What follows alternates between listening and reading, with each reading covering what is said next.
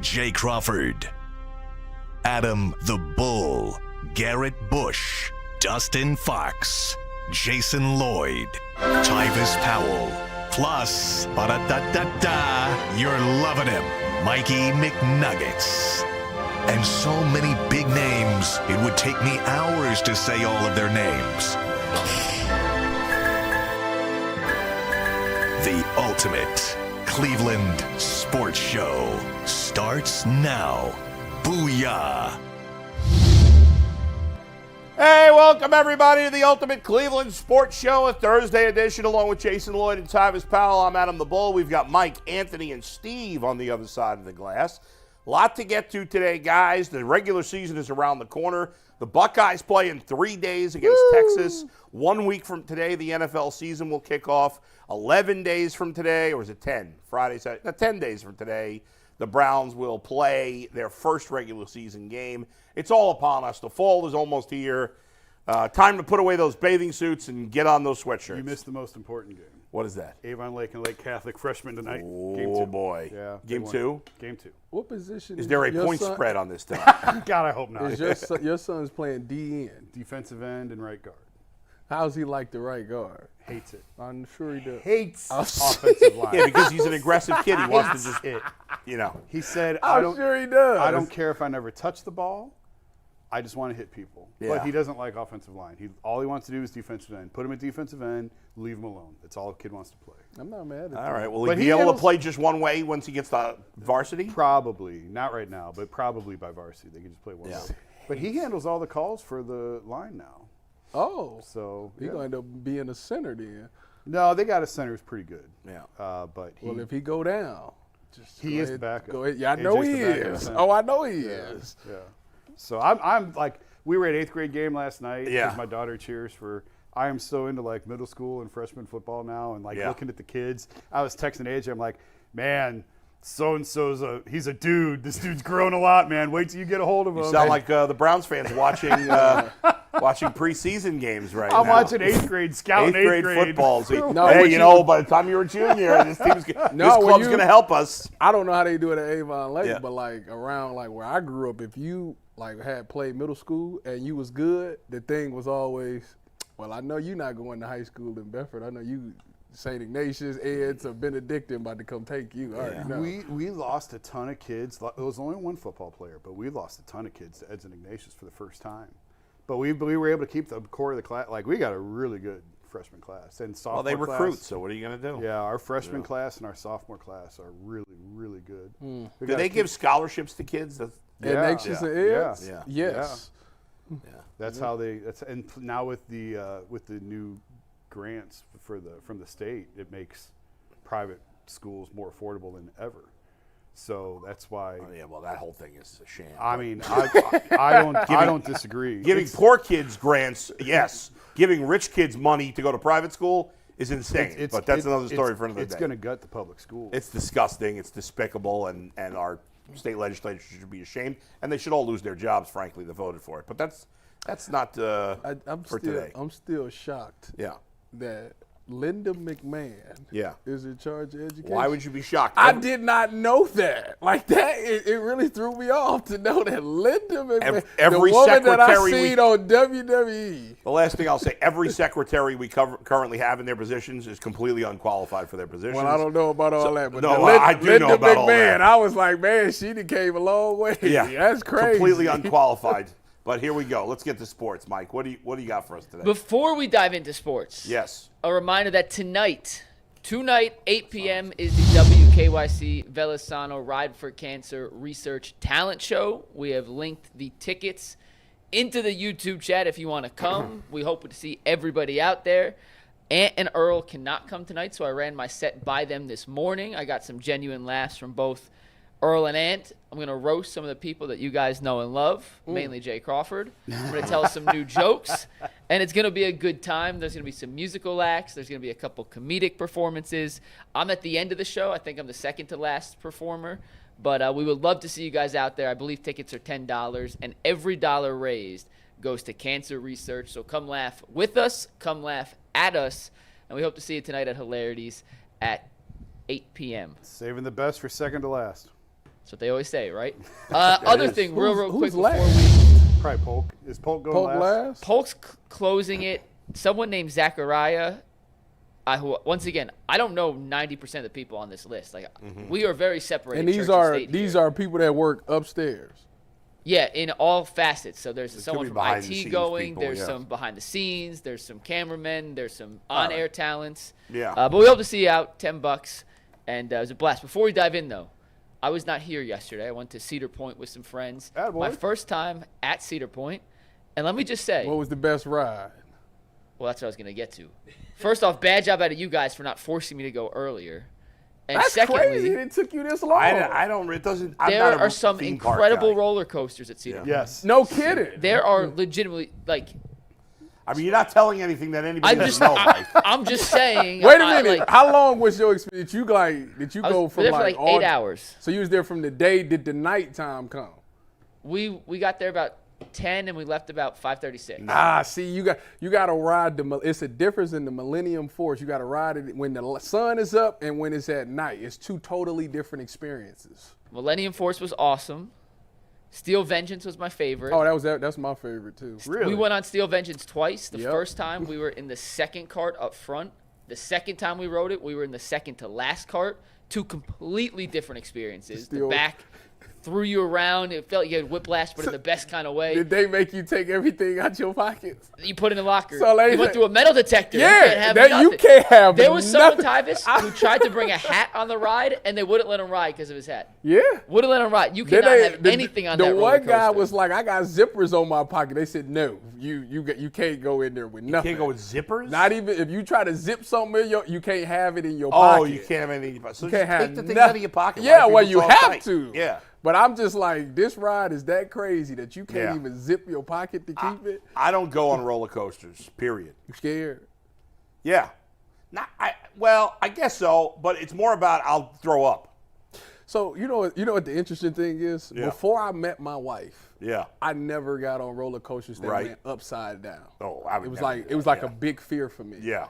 And one day my wife was like, "Well, let's go to Cedar Point." Yeah. And she wanted to get on the rides, and this Yeah. ride so happened to go upside down. But me being me, Yeah. I can't say. Yeah, right. What am I gonna say? I'm not gonna get on this ride because it goes upside down. So I Yeah. got on the ride and I realized it's nothing. Yeah. It's really Well, nothing. I'm gonna throw up, so nobody wants me on there anyway because I'm throwing up all over everybody else. If I get on those rides. I love roller coasters. Would you ride Valraven? I did not ride Valorant. Oh, no. you that's- missed that that's the experience. be- You I got to didn't- ride that in the front where you hanging off Yeah, the thing. yeah. So when that first opened, the line was obnoxious, of course, and we were there for the. You don't have fast pass? Well, we were there for LeBron's Family Foundation. He does his family reunion at Cedar Point. Oh, how nice. So He rents the whole park out. Well, no. It just like it's still really crowded. He just has his little thing there on the stage.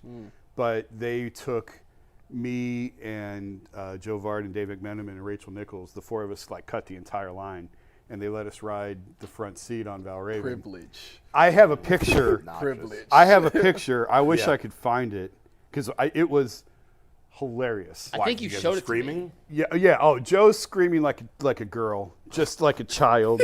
I mean, I don't know. It's- You'd say like a girl. It's the I don't know. The girls are any more likely to scream than a guy.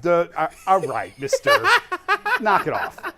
And and it's probably the worst picture McMenamin's ever taken in his life. Because he's screaming And like a girl. like a girl. So I made the mistake of posting this to Twitter when it first, Yeah. like the night it Yeah. happened. The Cavs blew it up, life size, and hung it in the practice facility outside the media door for That's years. The picture of the four of us on Yeah. Valraven. I mean, that picture's probably chopped up and burned now somewhere. I don't know. Oh, yeah. But it was. Valraven's phenomenal, and that ride was. I wish I could find the picture. Well, you got to go back now. I've Mike, got it to in do here some somewhere. It's going to be an rides you annual I thing. can't believe it was you awesome. didn't ride that. Did you get the fast pass? No, but we Oh, intention- well, you but we was wrong. we didn't wait that long on any ride. Oh. We went on 8 different I guess coasters. you went on a Wednesday, so We went on a Wednesday. We got there when it opened. My buddy Yeah. Matt loves to plan these kind of things out, so he planned everything and he did a great job. We got All the right. meal plan. It was a Did you really go good to the time. water park too, or no? No, it did not. It was a little too chilly. Did you ride the new one? What's Top the new Thrill? One? Yes. No. the top thrill attraction. Oh, too? Siren's Curse. Yeah, that one. No, that one that was the only one that had a line that was over 90 minutes. Wait, the whole they time. got it. Where's that one? I gotta look it The up. track stops and like it's sort of like Valraven, and then it comes down and connects, and then you go. Like the track literally breaks. I gotta look it up. And then it goes like this, and the track is connects. nuts. and You then been go. on it? No, it just I haven't been all summer. No, it just opened. That's why the line for that was so much Yeah. longer than everything else. I will say, we talked to some people who did go on it, and they said the drop part was cool. The rest of the roller coaster was very Mid. eh.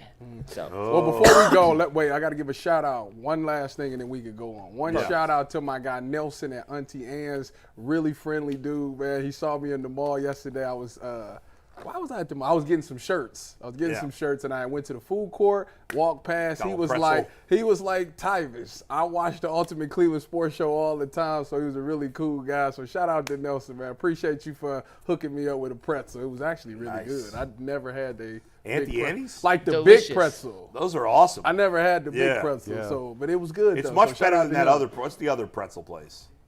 we don't like them, so we don't say their name. Oh, okay. We're Auntie Anne's only. Auntie Anne should sponsor the show. Justin, Auntie Anne's, let's make it happen. Hey, Free pretzels for before you everybody. go, I am not sick because I know you're like a freaking germaphobe. I'm not sick, but I've got like this. You ever have like that irritation in your throat and you're just like coughing and coughing and can't stop coughing? Yeah. I'm doing everything I can not to cough. If I cough, I'm sorry. I was coughing yesterday. I was coughing last night. That's a preemptive complaint about me, right? I didn't even say anything. I'm getting the shot off now. But right. but it was funny because like Yeah. at Ava's game last night, I was coughing and the woman in front of me was like, She was annoyed. I'm like, lady, we're outside. You know I'm what not that sick. You know what that used to mean? You got the vid. Well, yeah. I mean, 5 years ago, if you You coughed in public. If you 5 farted, years people ago. freaked out. Let me tell you something. Man. I wasn't going to say this on the air, but I'm going to do it now. I oh decided. boy, look what I've done. One step too far. I flew out of town for basically 24 hours, right? And on my flight from Cleveland to LaGuardia Airport, there was some dude sitting behind me, and he had a bad odor. I don't know what was happening. And like, when you're fat, you have to take pride in being clean. Like it's harder when you're fat. You gotta you guys know this. I shower twice a day, minimum. Sometimes I shower 3 times in a day. Wow. I shower after I poop. Yeah, you told us that. I cannot be. I don't want. It's bad enough I'm fat. You don't want to be fat, but you can't be the fat, smelly guy. That's really gross. And so I never smell bad, ever. Did you have a heart-to-heart with this I man? didn't say anything, but oh my God, I don't know what was happening, but it was bad news. Sometimes you guys know I can't smell anything. Yeah. Never have been able to. That is one of the situations where I'm glad I can't smell. Oh. So, with that being said, guys, let's dive into some sports. We got a jam-packed show today. We're going to start with the Cleveland Browns after a quick word from FanDuel. The NFL season is almost here, and FanDuel is making sure you're ready to kick off with a can't-miss offer. Right now, new customers can bet just $5, and if your first bet wins, you'll get $300 in bonus bets to use across the app. So if you're getting ready to play, download the FanDuel app now by visiting FanDuel.com/UCSS to get started. That is FanDuel.com/UCSS to place your first $5 bet. All right, guys, the Browns had the second waiver claim, and they were awarded 2 players off waivers. They got Jarek Bernard-Converse, who they picked up from the Jets, and Rocket Sanders. Raheem Sanders is technically his real name, from the Los Angeles Chargers. Bull, Jason Tyvis, we can start with Bernard-Converse or with Sanders. In general, do you think either of those 2 players will end up making an impact on the Browns this season? By the way, it's very clear, I will admit, that I did not read the rundown for the show. I'm going to admit that right now, because otherwise I would have said, this is what we're starting with? I wanted to get this 2 out of the way. random schmoes? We got some bigger things coming, but I wanted to get this out the way to make sure they got their proper Let's be honest. attention. 99.9% of our audience, 99.9% of us have never heard of either of these guys. I knew Sanders. I spit out my You cough did? drop. Really? Yeah, he was an SEC running back. He was at All South right. Carolina, and yesterday I said Arkansas. These But guys I guess are, he was at both. what are the odds these guys are here after week 4, either of them? I mean, I don't think they're going to make Well, much of an I impact. mean, Yeah. once Make an Quinshine signs. Yeah, what's his name's gone. Yeah. Right. But he comes off to me as like a Pierre Strong type of guy. Yeah, he'll get like 3 carries. He'll play on special teams. Yeah. The corner, I mean, listen, you never know. The Browns cornerbacks stink outside of the top two guys. By the way, did anybody drive on the Shoreway this morning or sometime this week? I don't know when they I did, yes. The lane closures suck. No, there was no lane closure when I came in, but they put up the banners on the stadium. Did you notice that? Yeah. Like with the players? They did that the last couple of days. I just came down a half hour ago. I didn't even notice. Oh, yeah. Well, they put him up. And they had Emerson up there, and I'm thinking, well, why the hell did they put him up? He's out for the year. Still on the team? Yeah, but he's out for the year. He's on the team. Really? Yeah, but, Jason, there's 53 guys on the team. You can't put everybody up there. Well, they got 12 undrafted free agents. You going to put them up there? At least they're going to play this Rookies, year, I maybe. should say. They got 12 rookies, 6 undrafted I mean, free who agents. puts an injured guy on a banner? He's on the team. But he's injured for the year. So what? Really? God, I don't understand why you would do that. Well, Martin Emerson is the guy that he's a guy that a lot of his fan base knows. They don't have a lot of options right now. Put Oh, Shoyoka. Oh, my God. Is he on the team? I don't even Yes, know. he I is. can't But, remember if he made the team. no, he hasn't done anything. These guys are nothing. I mean, they're going to make an impact, most likely. Right? Think they'll play? Can they play? No. Do you think they will play? I mean, are they going to get any time next Sunday? Well, the third they only have 3 running backs, so the third he running got a back will be shot. active. Yeah. This guy, the corner, I don't know. I doubt he would be active. What do you think? It's not like they got a ton of options. What's the 5 corners we got? Denzel, Genu, Cam Mitchell. That's sad. That's sad. No, I know this. I just looked this up yesterday. Miles I'm letting Hard. you go. That's what I was trying to Dom think of. Jones got released for him. Yeah. So that's the 5th, right? It's only 5. Is that the case? I don't know. Or I'm going to give you guys one more sec. is there one more guy? Is there 6? Mike's he's stalling because he's trying to look Miles at Harden, Denzel, Genu, this Yep. guy they just got, Yep. and Cam Mitchell. Yeah. Yeah, that's your 5. All right. Oh, so he's active then. They have 5 corners He's active? active. All right. But he's not going to. I mean, he's probably not going to. Yeah, maybe he gets on there for a couple of plays. He ain't going out there. The odds that either of those guys do anything significant in this game, play in the game, let alone do anything significant, is probably slim. Minimal. So. Yeah. Special teams is probably. Yeah. I mean, but like for him, he could go in there because Jim Schwartz run a lot of man. So like, You just said he wasn't going to play. I don't think he is, but I'm just saying. But it's possible. In case something happens. And if there's injuries, because you we never got, know. it's not like Genu and Denzel the most durable guys. No, like that's if something fair. happens, like he got to go in there. They play man to man a majority of their snaps anyway, so he'd be fine.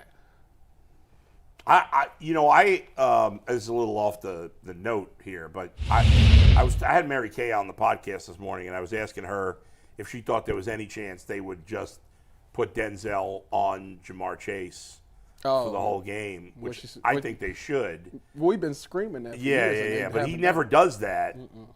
She thought they might do that. She thought they should. I don't know. You think there's any chance they can do Well, that? hold on. You clearly look at the rundown because this is literally a topic we're doing later on changing up Schwartz's versatility. That's a bad job out of me. as lead host, I would appreciate if you actually looked at the rundown before you came in the morning. Bad job out of you, Bull. Bad job out of you. I'm going to look at it now. It's because he's so mad that you Okay, started but off in with fairness, this topic. you put something that was inappropriate in the chat, the Kenny Atkinson thing.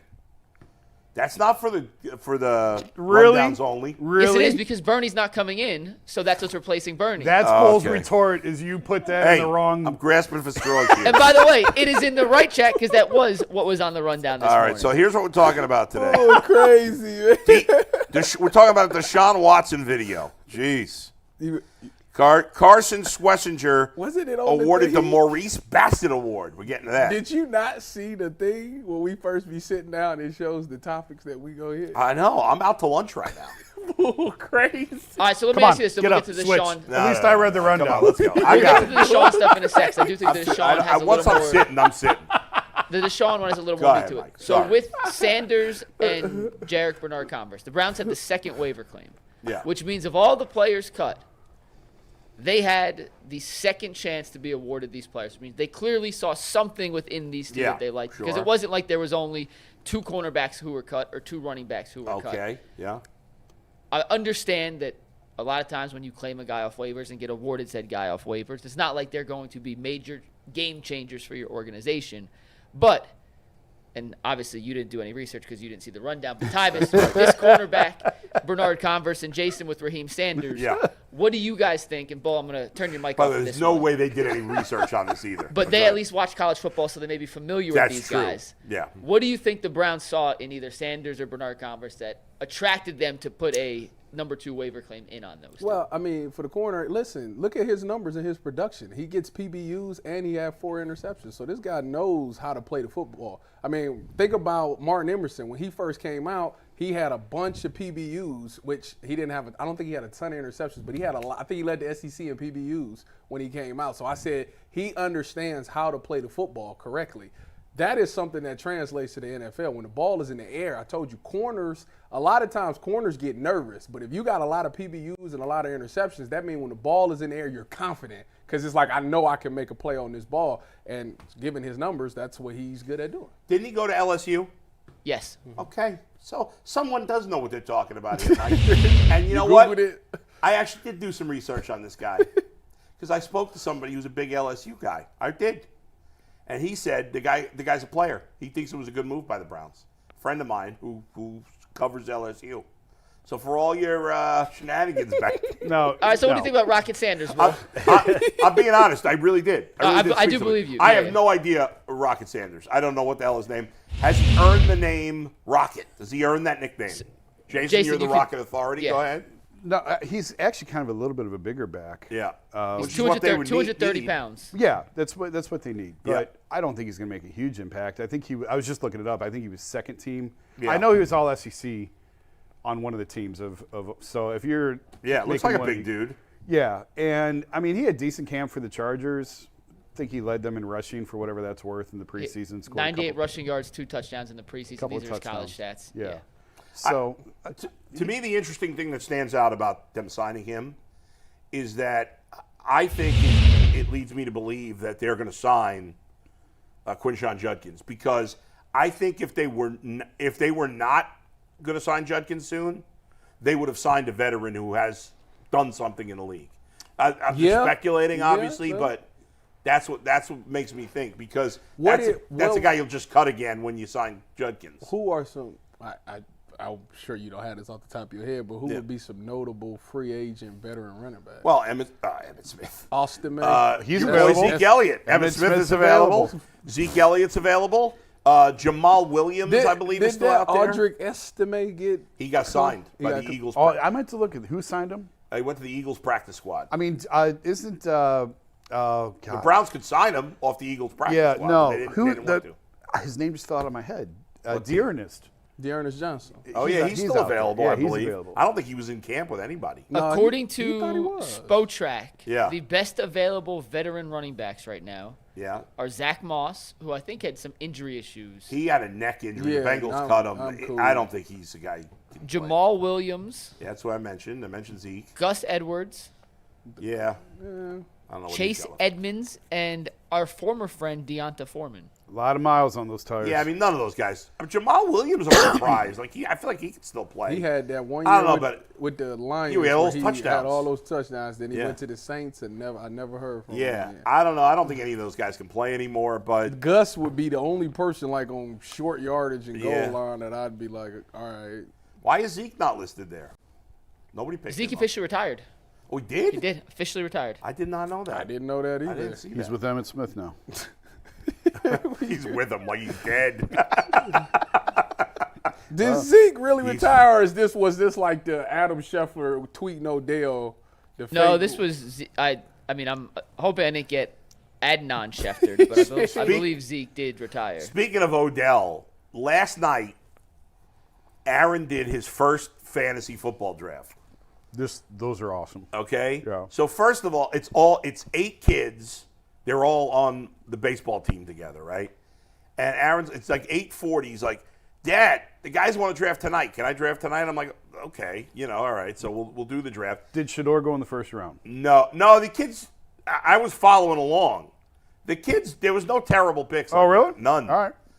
Now, some of the kids probably used just the rankings on ESPN to pick it. Shador, I don't even think Shador got drafted. I mean, it was only 8 kids in 16 rounds. Yeah. So, and you only start one quarterback. But after the draft, Aaron's first round pick, he had the 5th pick, and he took Bijan Robinson. All right. Right? That's a good pick. Yeah, especially Is this a 2 quarterback? No, 1 quarterback. Oh, yeah, that's a great pick. That's a great pick. And then after the draft, one of his friends makes him a trade offer, and he offered him Bucky Irving and Odell Beckham. Oh, jeez. I would have told him. For Bijan? For Bijan. Oh, jeez. And he didn't even need me to tell him, no, don't do that. We didn't even talk about the. Let me go look at the rundown. Hold on, before I say so, before I speak to. What a bunch of slackers we are. At least I read the rundown. I read the rundown, but Yeah. I can't remember if he put If we're it going in to give there. something away Let me by see. talking about Bijan Robinson. Hey, while No, I Tyvis wasn't reads, talking about while Bijan. Tyvis reads the Yeah. rundown, I want to get to something at some point. Remind me.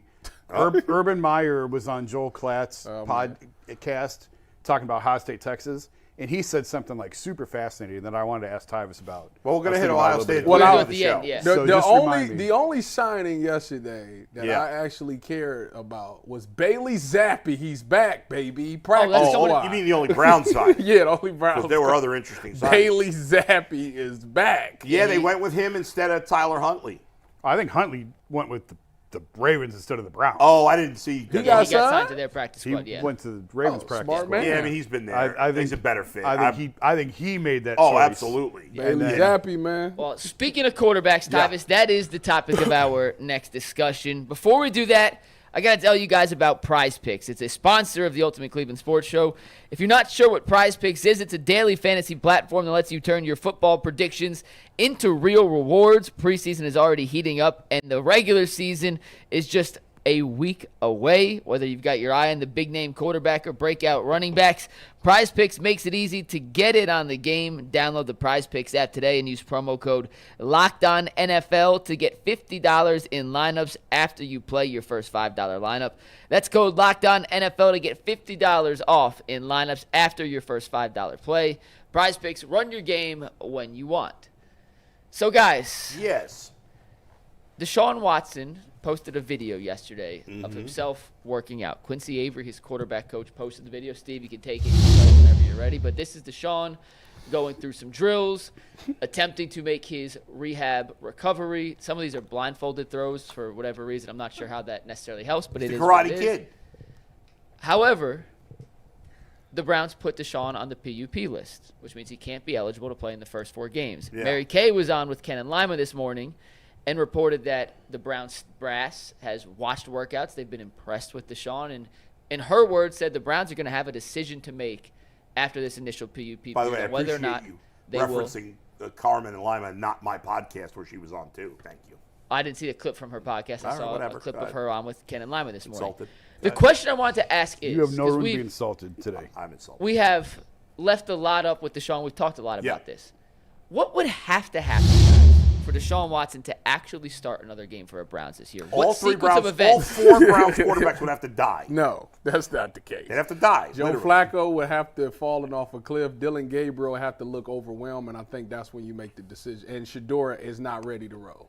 No, they're not playing Deshaun Watson. the only way. No chance. That's the only way I see it. There's 0 chance. Joe Flacco has to be injured or falling off the cliff. It had to look. Dylan Gabriel had to look absolutely overwhelmed in there, and Shador wasn't ready to go. That's the only way I see. All right. DY. I see no scenario that Deshaun Watson plays. Do you? He better not. Are you kidding? He's gonna get out there and ball. You know, like Foe is back. no, Foe no, is back. no. Stop that.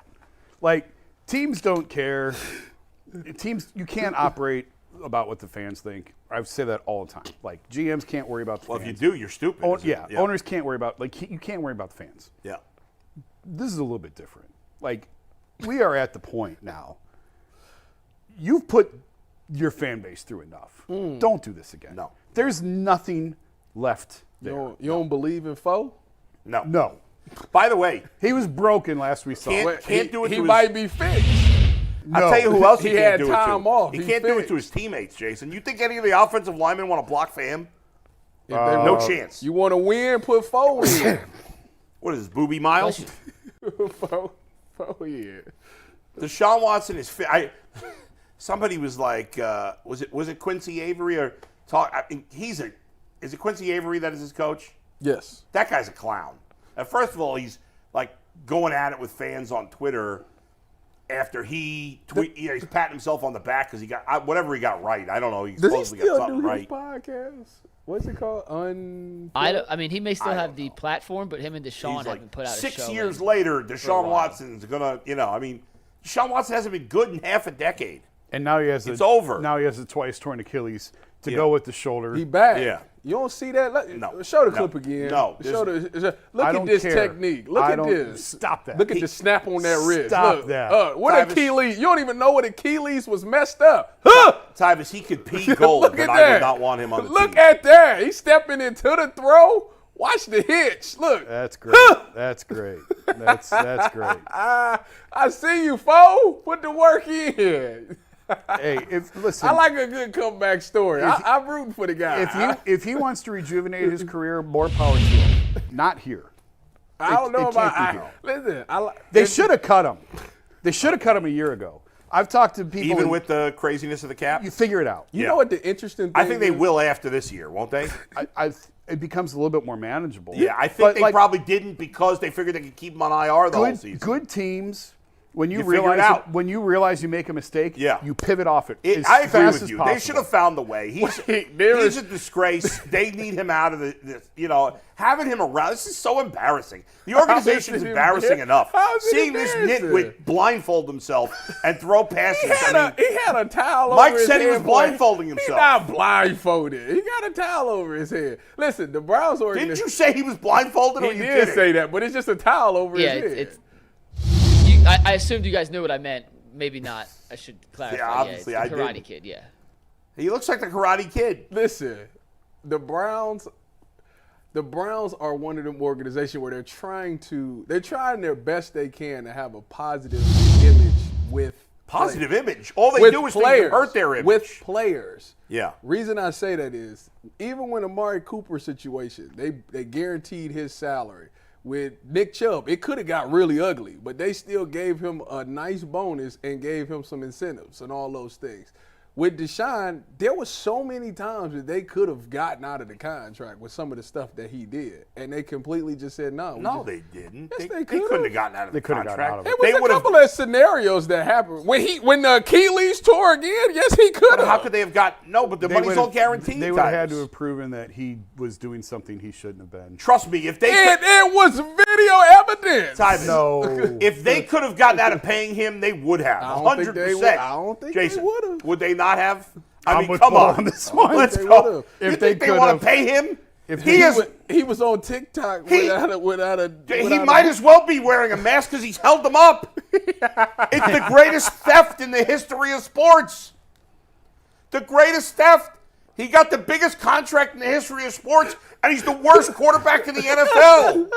I heard Tim Tebow was watching him the other day and said, "Man, that guy can't throw the ball."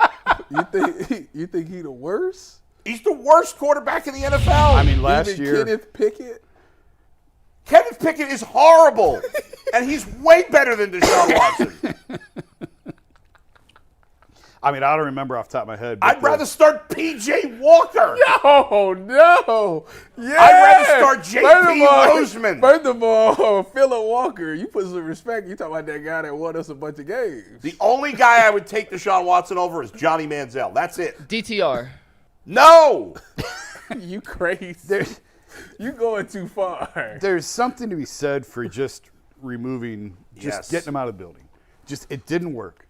It was a total disaster. I mean, It the didn't owner work. told you that. Just get him out of the building, and we are far past that point. And the fact, if they really are trying to, and I don't think he's ever going to play again.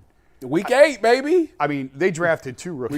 We got our boy back. Week 8. They drafted 2 rookies, and the owner came out and said it was a mistake. Yeah. Does that sound like a No. team ready to put him back out on the No. field? You think So- Kevin Stefanski wants to play Deshaun Watson? So let me no ask, chance. So what you gonna see? What you gonna say when they say the Browns have activated Oh, my Deshaun God. Watson from Oh, the my PUD? God. That should never happen. They Well, should Week cut him off. 4, the Browns If have they activated, force- started his 21-day window. To me, the only way Deshaun Watson gets activated is if he forces their hand somehow. And then they have to cut him if he forces their hand. He owes them, honestly, to just sit on that PUP list the whole year. All the money they paid him. That really will be interesting. Right. what happens when Yeah. that PUP time is up. Like, And they're going to have a decision to make because what happens if they don't activate him, but he's healthy? Like, you can't do that. that's Yeah. what I'm saying. So do they put him on the active roster? Are they gonna... They should cut him at that point. Jason's right. No, but in the season, they'd still have the dead cap hit. Who cares? You deal with it. Okay. I think Jason's right. Yeah, it's ridiculous. I mean, it is a mess financially. It's Yeah, a complete it is. mess. But, I mean, at some point, for the health of the organization. Oh, my God. Get him out of just there. have Who the to- hell wants to What see if his he, what training if he videos? came back and was lighting it up? No, he won't. He would have Give to. me a quarterback that's ever been good 6 years later after their last good season. Joe Flacco. That's a good one. He was a, he got you What on about that Sam Darnold, Got who was good in you on college? that. No, he didn't. Contrary to popular belief, and I love Joe, he didn't play that well. And it was a couple of games. I'm just messing with No, you. I know. Sam Darnold. Yeah, Darnold, good in Geno college. Smith. Bad forever than good. Baker Mayfield. Well, not Baker. Baker Mayfield had like 2 Geno bad Smith years. and Sam Darnold. Deshaun's had so many Geno injuries. Smith barely played. So did Deshaun. Sam Darnold, I'll give you Sam Darnold. He was crap for years, and all of a sudden he was I good. don't think Give even, Josh Rosen But a none of that was chance. because of injuries. I don't think we spent enough time talking about that shoulder injury that he had. Right. Well, and guess how- what? It's removed. 2 years removed now. Okay, well he didn't look anything like an NFL quarterback last You year. need to see the video again. You should not see the snap on that you ball. I would rather the Browns bring back Nick Chubb to play quarterback rather than start Chubb Deshaun Watson. Run the Wildcat. RB1. He is. RB1. I wonder if it's. I hope he plays great for the Texans. I do too. But he is starting, I assume. They got a rookie there, Woody Marks, Oh, that's he from who's USC. in the mix. He's from But USC. Mixon's He missing the decent- first he 4 decent. weeks. All right. So before we move on, real quick, you're saying there's not a chance in Hell Bowl. I'm saying there should not be. I ain't saying Hey, that. it's the Browns. You never know. You man. never know with the Browns. Jason's right. I'm giving this. What has to happen? Okay, I already answered that question. Yeah. The chances that Deshaun Watson plays for the Browns again, 15%. If it was any other team, I'd say 0%. Because it's the Browns, I'll say 3%. I mean, I don't know how you're supposed to put a percentage on it. Like, 15% chance. There's no way to put it. It happens. No, we're just throwing out numbers. You need to see the zip on the ball one no, more I'm time. good. I've seen it. Yeah, It might I've it seen might it. give you an extra more percentage No, points. I don't know. How could you draft 2 rookie quarterbacks? Yes. And The then owner play comes Deshaun out and Watson. says this was a mistake. Because of the and it Browns. didn't That's work. the only way it could happen. And then you trot him back out there Yeah, again. yeah. When the fans, not a lot, there were fans cheering Yeah. as he was being driven off the field. How do you put that man back out there? And if you're Yeah. him, why would you want to be back out there? Oh, no. Because he want to right that. The last time he was out there, they booed and then cheered when he got hurt. He want to go back out there one last time and be like, "This is what it is. I'm What, still throwing that. picks? I'm still that guy." No, Good. it's not. And just imagine, Yeah. how crazy would it be It that would the be. last time we see him, he got booed when they announced Yeah. him, and then they cheered when he got hurt. He comes out there, light it up, and the fans cheer Can for you him. imagine- Wouldn't that be the most shocking? It would thing be in the world? most shocking. You're right. When he comes out of the tunnel, Oh, they booing him. they'd have to introduce the defense. They can't introduce. I'm serious. You can't introduce him. They introduced him the day he got hurt. He got Weren't they booed. doing that already, Jason? And I'm not trying to be an a-hole here, but weren't they doing that already? Well, they did introduce the offense on What certain He games. got booed. I was What there. happens to all the people that are like accusing Kevin Stefanski of being racist and all this with the Shador situation? What happens if he starts Deshaun Watson over Shador? That's a financial decision. That's what that is. It's a financial decision. That would be crazy. Imagine Flacco gets hurt, And then Gabriel gets hurt. then the, and you're like, all right, Shador's gonna get a shot. Nope. Here comes 4. When I tell you, In a walker. when I tell you he will have picket signs of Yeah. fire Stefanski outside Yeah. his house, that's what will happen. Dude, I feel like there's a movie to be made involving Deshaun Watson, Johnny Manziel, and Tim Tebow. I don't know what we do Well, with it. Deshaun was actually good. Well, yeah, I know that, but he was good for a short period of time, and now he's a disaster both on and off the field. But Tim Tebow, I just he tries to straighten out Deshaun like it's an angel and devil type of thing, right? Johnny Manziel's on one shoulder, Tim Tebow's on the other. Remember Animal House? Did you see Animal House? Yes, The of devil course. and the Yeah, angel. great movie. You got Tebow on one shoulder, you got Manziel on the other. Oh, trying to fight for the soul of Deshaun Watson. Fighting All right, All I'm right, off guys, the that's rocker enough here. Deshaun Let's go. talk. One of the more fun topics we've done in a while right there. Yeah. I appreciate the levity of which we he's discussed different. that. He's a If you married guys want some man. more UCSS content like that, some behind-the-scenes stuff, make sure you're following us on social media. There's our Twitter account, our Instagram account, our TikTok account. We got some great reels. We have multiple reels now, over 1 million views on Instagram, so appreciate you guys for checking us out. Not on YouTube, but also make sure you like and subscribe on YouTube as well. Okay, guys, moving on to Carson Schwesinger. He was voted the most outstanding rookie in Browns camp, and he's the green dot wearer for the upcoming season, which got me thinking, blows my mind. how quickly could Carson become a legitimate star? How quickly could he step into that role and not just be a productive linebacker, but like a really, really, really, really, really good linebacker for the Browns? So I went back to the year 2000. And in the last 24 years, Bull, these are the list of rookie linebackers. Yes. Interior linebackers, not edge rushers. So Okay, I like Michael got you. Parsons made a Pro Bowl. Like, Frederick not Warner. included. Did not make the Pro Bowl as a rookie. These are the 7 rookie linebackers since the year 2000 Loafer, that's my boy. That made the Made- Pro Bowl. I'm surprised there's that many. as rookies. These are interior This is all linebackers, Mike not edge linebackers. rushers. Yeah. Brian Urlacher in 2000, Kendrell Bell in 2001, Lofa Tatupu in 2005, Patrick Willis in 2007, Brian Cushing in 2009, C.J. Mosley in 2014, and Leighton Vander Esch in 2018. I know some of these guys are still playing, but Urlacher's the only Hall of Famer, right, in this Who's group? still playing? Patrick Willis is a Hall of Famer. Or Oh, will he be. is? If he's not, he will be. You Is sure about C.J. that? Mosley still playing? Well, Leighton Vander Esch is He still retired. playing. No, he he did? He had a neck thing. Yeah. He's retired. Yeah. Yeah, he was a Hall of I Famer guess. this year. I guess who? Patrick Willis. Oh, Willis went in? just was inducted Oh, this so year. there's 2 Hall of Famers. I guess none of them are playing. Is C.J. Mosley still playing? I don't think so. I think you're I right don't think now. so. I thought he played last year, maybe 2 years So ago. what's the possibility? I mean, C.J. Mosley, by the way, played 4 games for the Jets last year. He is currently, according to Pro Football Reference, a free agent. yeah. Which means he's retired. Yeah, he's been retired. He's been retired, Yeah. whether he wants to be or not. But he had a good, solid career. He was a solid Very good. player. Yeah. He was a very good player. Yeah, I mean, that's a really good multiple Pro list of Bowls. That's 11, linebackers. 10 years to play. And for a linebacker? Yeah. That's, I mean, He made All-Pro 5 times in his career. Yeah. C.J. C.J. Mosley. He was a Mosley? very good player. Yeah. oh, he all might those be- guys were good players. They were. Like, not just rookies. I think they all were. Kendrell Bell's the one I'm not Yeah, as familiar I don't with. remember. I don't know that him name doesn't sound either. familiar to me. But maybe we just, because, if a guy Who played. did he play for? If a guy played middle linebacker for a team we don't pay attention to, I mean, you're that not was going to remember him. 25 years ago. He played for Pittsburgh and Kansas City. I ain't Was he a hear- Pro He won, Bowler he won Rookie after of the this? Year, and that was the only time he was ever I ain't hear Lofa Bowler. Tatupu was good. That's my Willis, boy. obviously Cushing, Mosley. Yeah, I mean, they were all pretty good players, except for Bell. I Didn't feel like follow it Brian up. Cushing fell off. But I don't know. What's funny is it shows how the game has changed because 5 of these guys are in 10 years. But since 2010, there's only been 2 Yeah. Yeah. in the last 15. If you had done the last 15 years, we'd only had 2. We'd have been like, oh, that's not a lot. That's why I went to 24.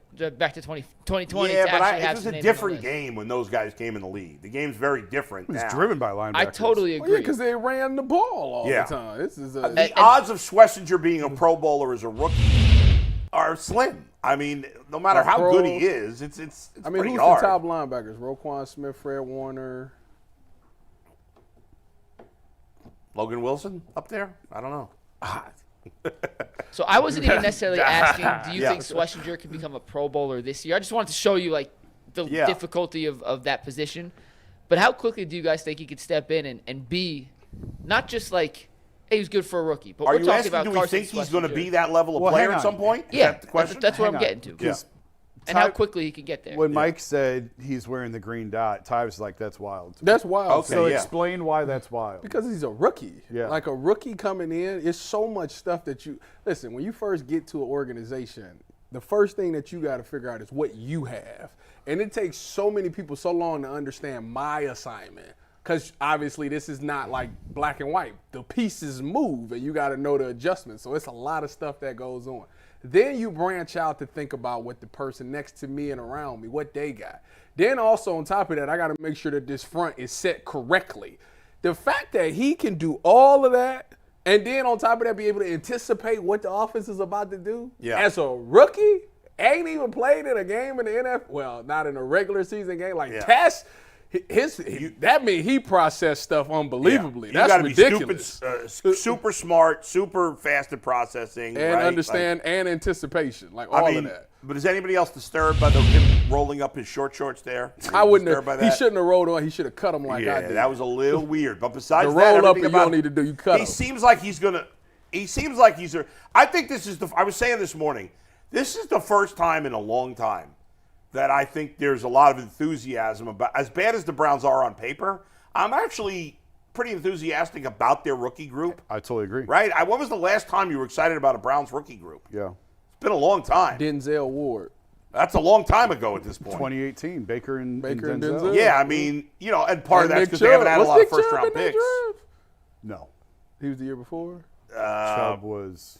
Oh, yeah. Was he Chubb not this? Chubb might have been in that I draft. think I don't he remember. was. I can't remember now. Chubb might have been the second. But Chubb was the Baker. Same year as and- Baker? Yeah, that's what I second round thought. pick that year. That was the last year I was excited. yeah, that was a fun group. That's it. But this year, I mean, Schwesinger has a chance to make an impact right away. Fannin has a chance to make an impact right away.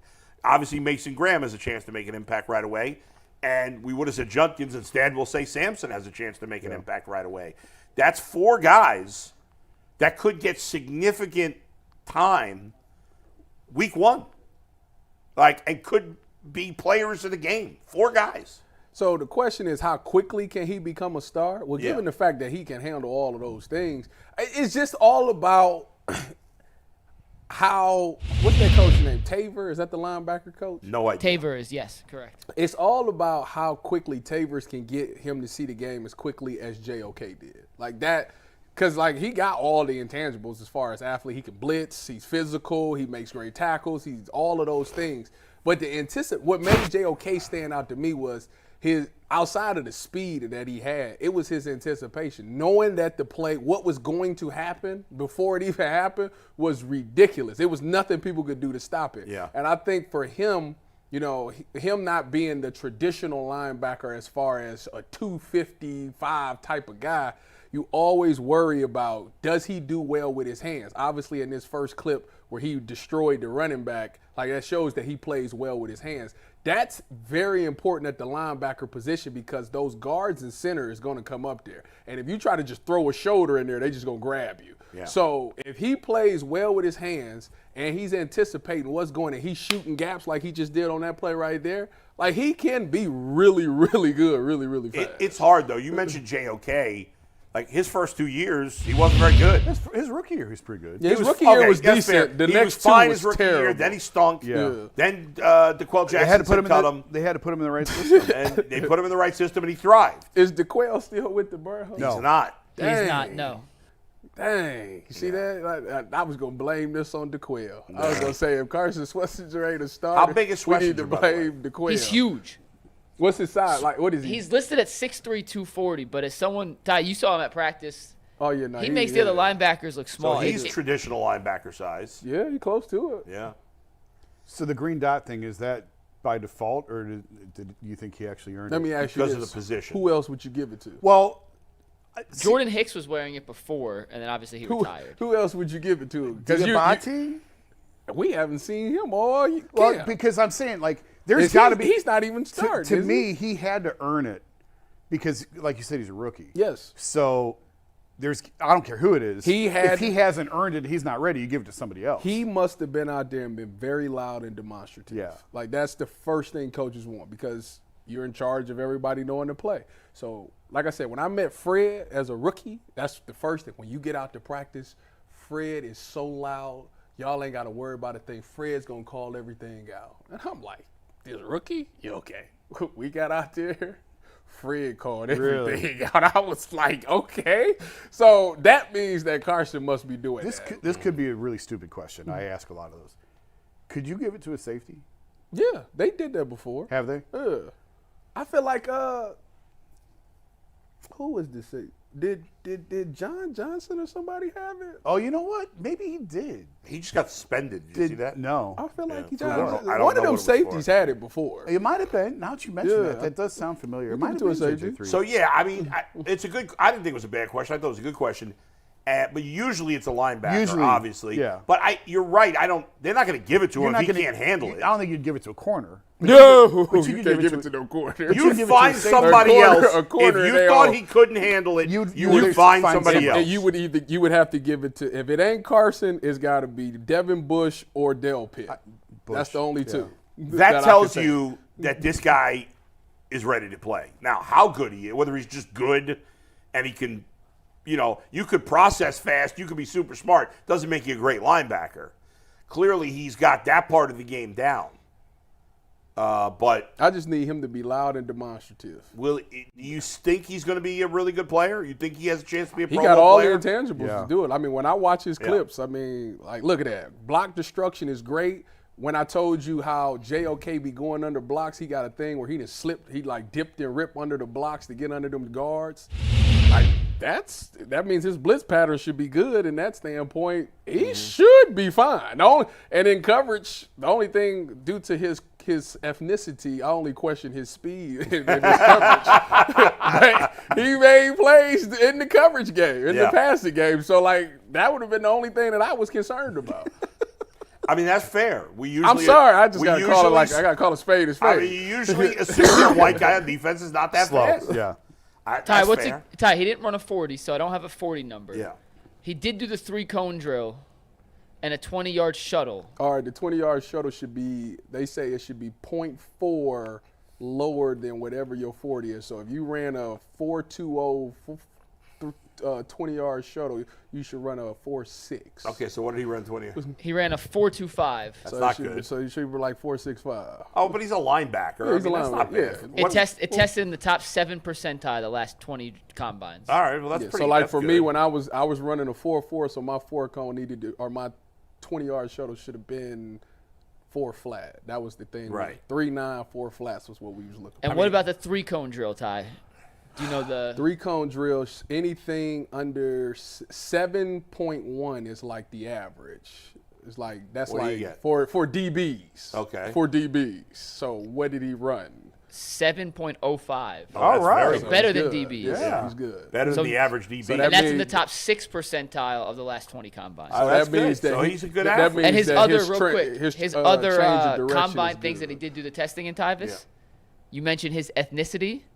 He had a 39.5-inch vert. Okay. You got Shout some- out to Carson. So he's explosive. What was And his broad? What was your broad? My broad was 10 flat. He had 10.7. He's more explosive than Wow. me. He's The explosive. kid's a freak athlete. Is Yeah, what he's we pigeonholed him because he's white. I didn't. I Don't did. put me in that. I did. I did too. All right, go ahead, Mike. So I want to one last thing on Carson, then we'll move on, Yeah. and then we can get on. Tyvis, you have talked about the communication breakdowns in the secondary with the Browns a ton throughout the last couple of years. You've done a terrific job highlighting that. Are the back-end communications, is that a result of miscommunication from the green dot to the secondary? No. So that No, that that's won't fall on the- Schwesinger. Yeah, that's a in that secondary sense. thing because your job as the green dot is to make sure everybody got the call, okay?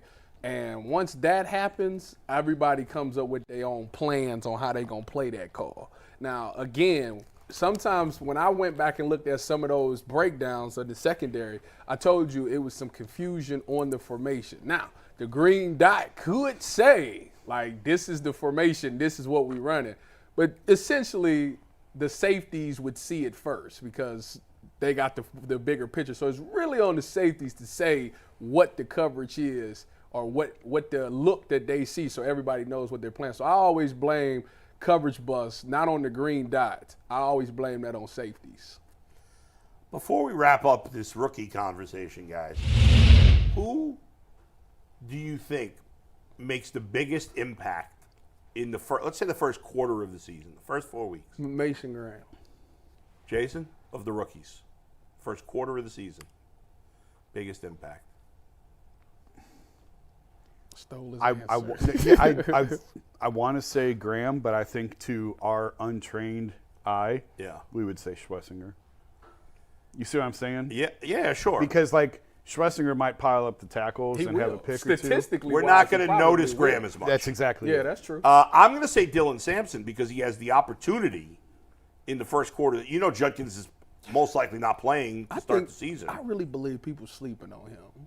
On Sampson? Yeah. See, I think Ford's a starter, is he not? He probably Right, but- is, but Dylan He ain't Sampson taking got 25 some touches game. a game. No. If Dylan Sampson 10, 15 touches a game, he could put up big numbers. I'm gonna tell you what messed up Sampson. What in the fans' mind is when Schwesinger smacked him like he did. Yeah. It gave fans like the thought that he ain't running the ball hard. Yeah. I'm telling you, Sampson got some great balance for a running back. It's kind of crazy. It was like it's not as good as Dalvin Cook was when he first came in the league, but it's pretty close. He's good. Yeah, he's my guy for the first quarter to make the biggest impact. All right, Mike, go ahead. Let's get to our next topic, guys. We're going to stick on the defensive side of the football for the Browns. Before we do that, I got to remind you guys that Prize Picks is a proud sponsor of the Ultimate Cleveland Sports Show. It's a daily fantasy platform letting you turn your football predictions into real rewards. The preseason is over, and college football isn't far behind. The regular season just a few weeks away, so there's no better time to use Prize Picks than right now.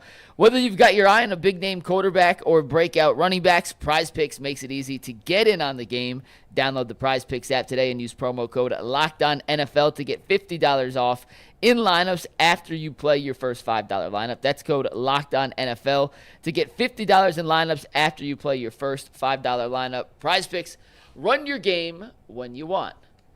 So, Bull, you alluded to potentially having Denzel Ward shadow Jamar Chase in the Week 1 matchup between the Browns and the Bengals. Now, it's a good thought, and we were certainly going to talk about it. You just jumped the gun a little bit early. The question I wanted to ask you guys, and Tyvis, I want to start with you on this as our former defensive player here. The Browns' defense last season was incredibly predictable. Jim Schwartz historically has run a relatively predictable defense. He likes the wide 9 defensive alignment. He likes his linebackers playing downhill. He does not shadow receivers. One cornerback has one side of the field. The other cornerback has the other side of the field. The slot guy's in the slot.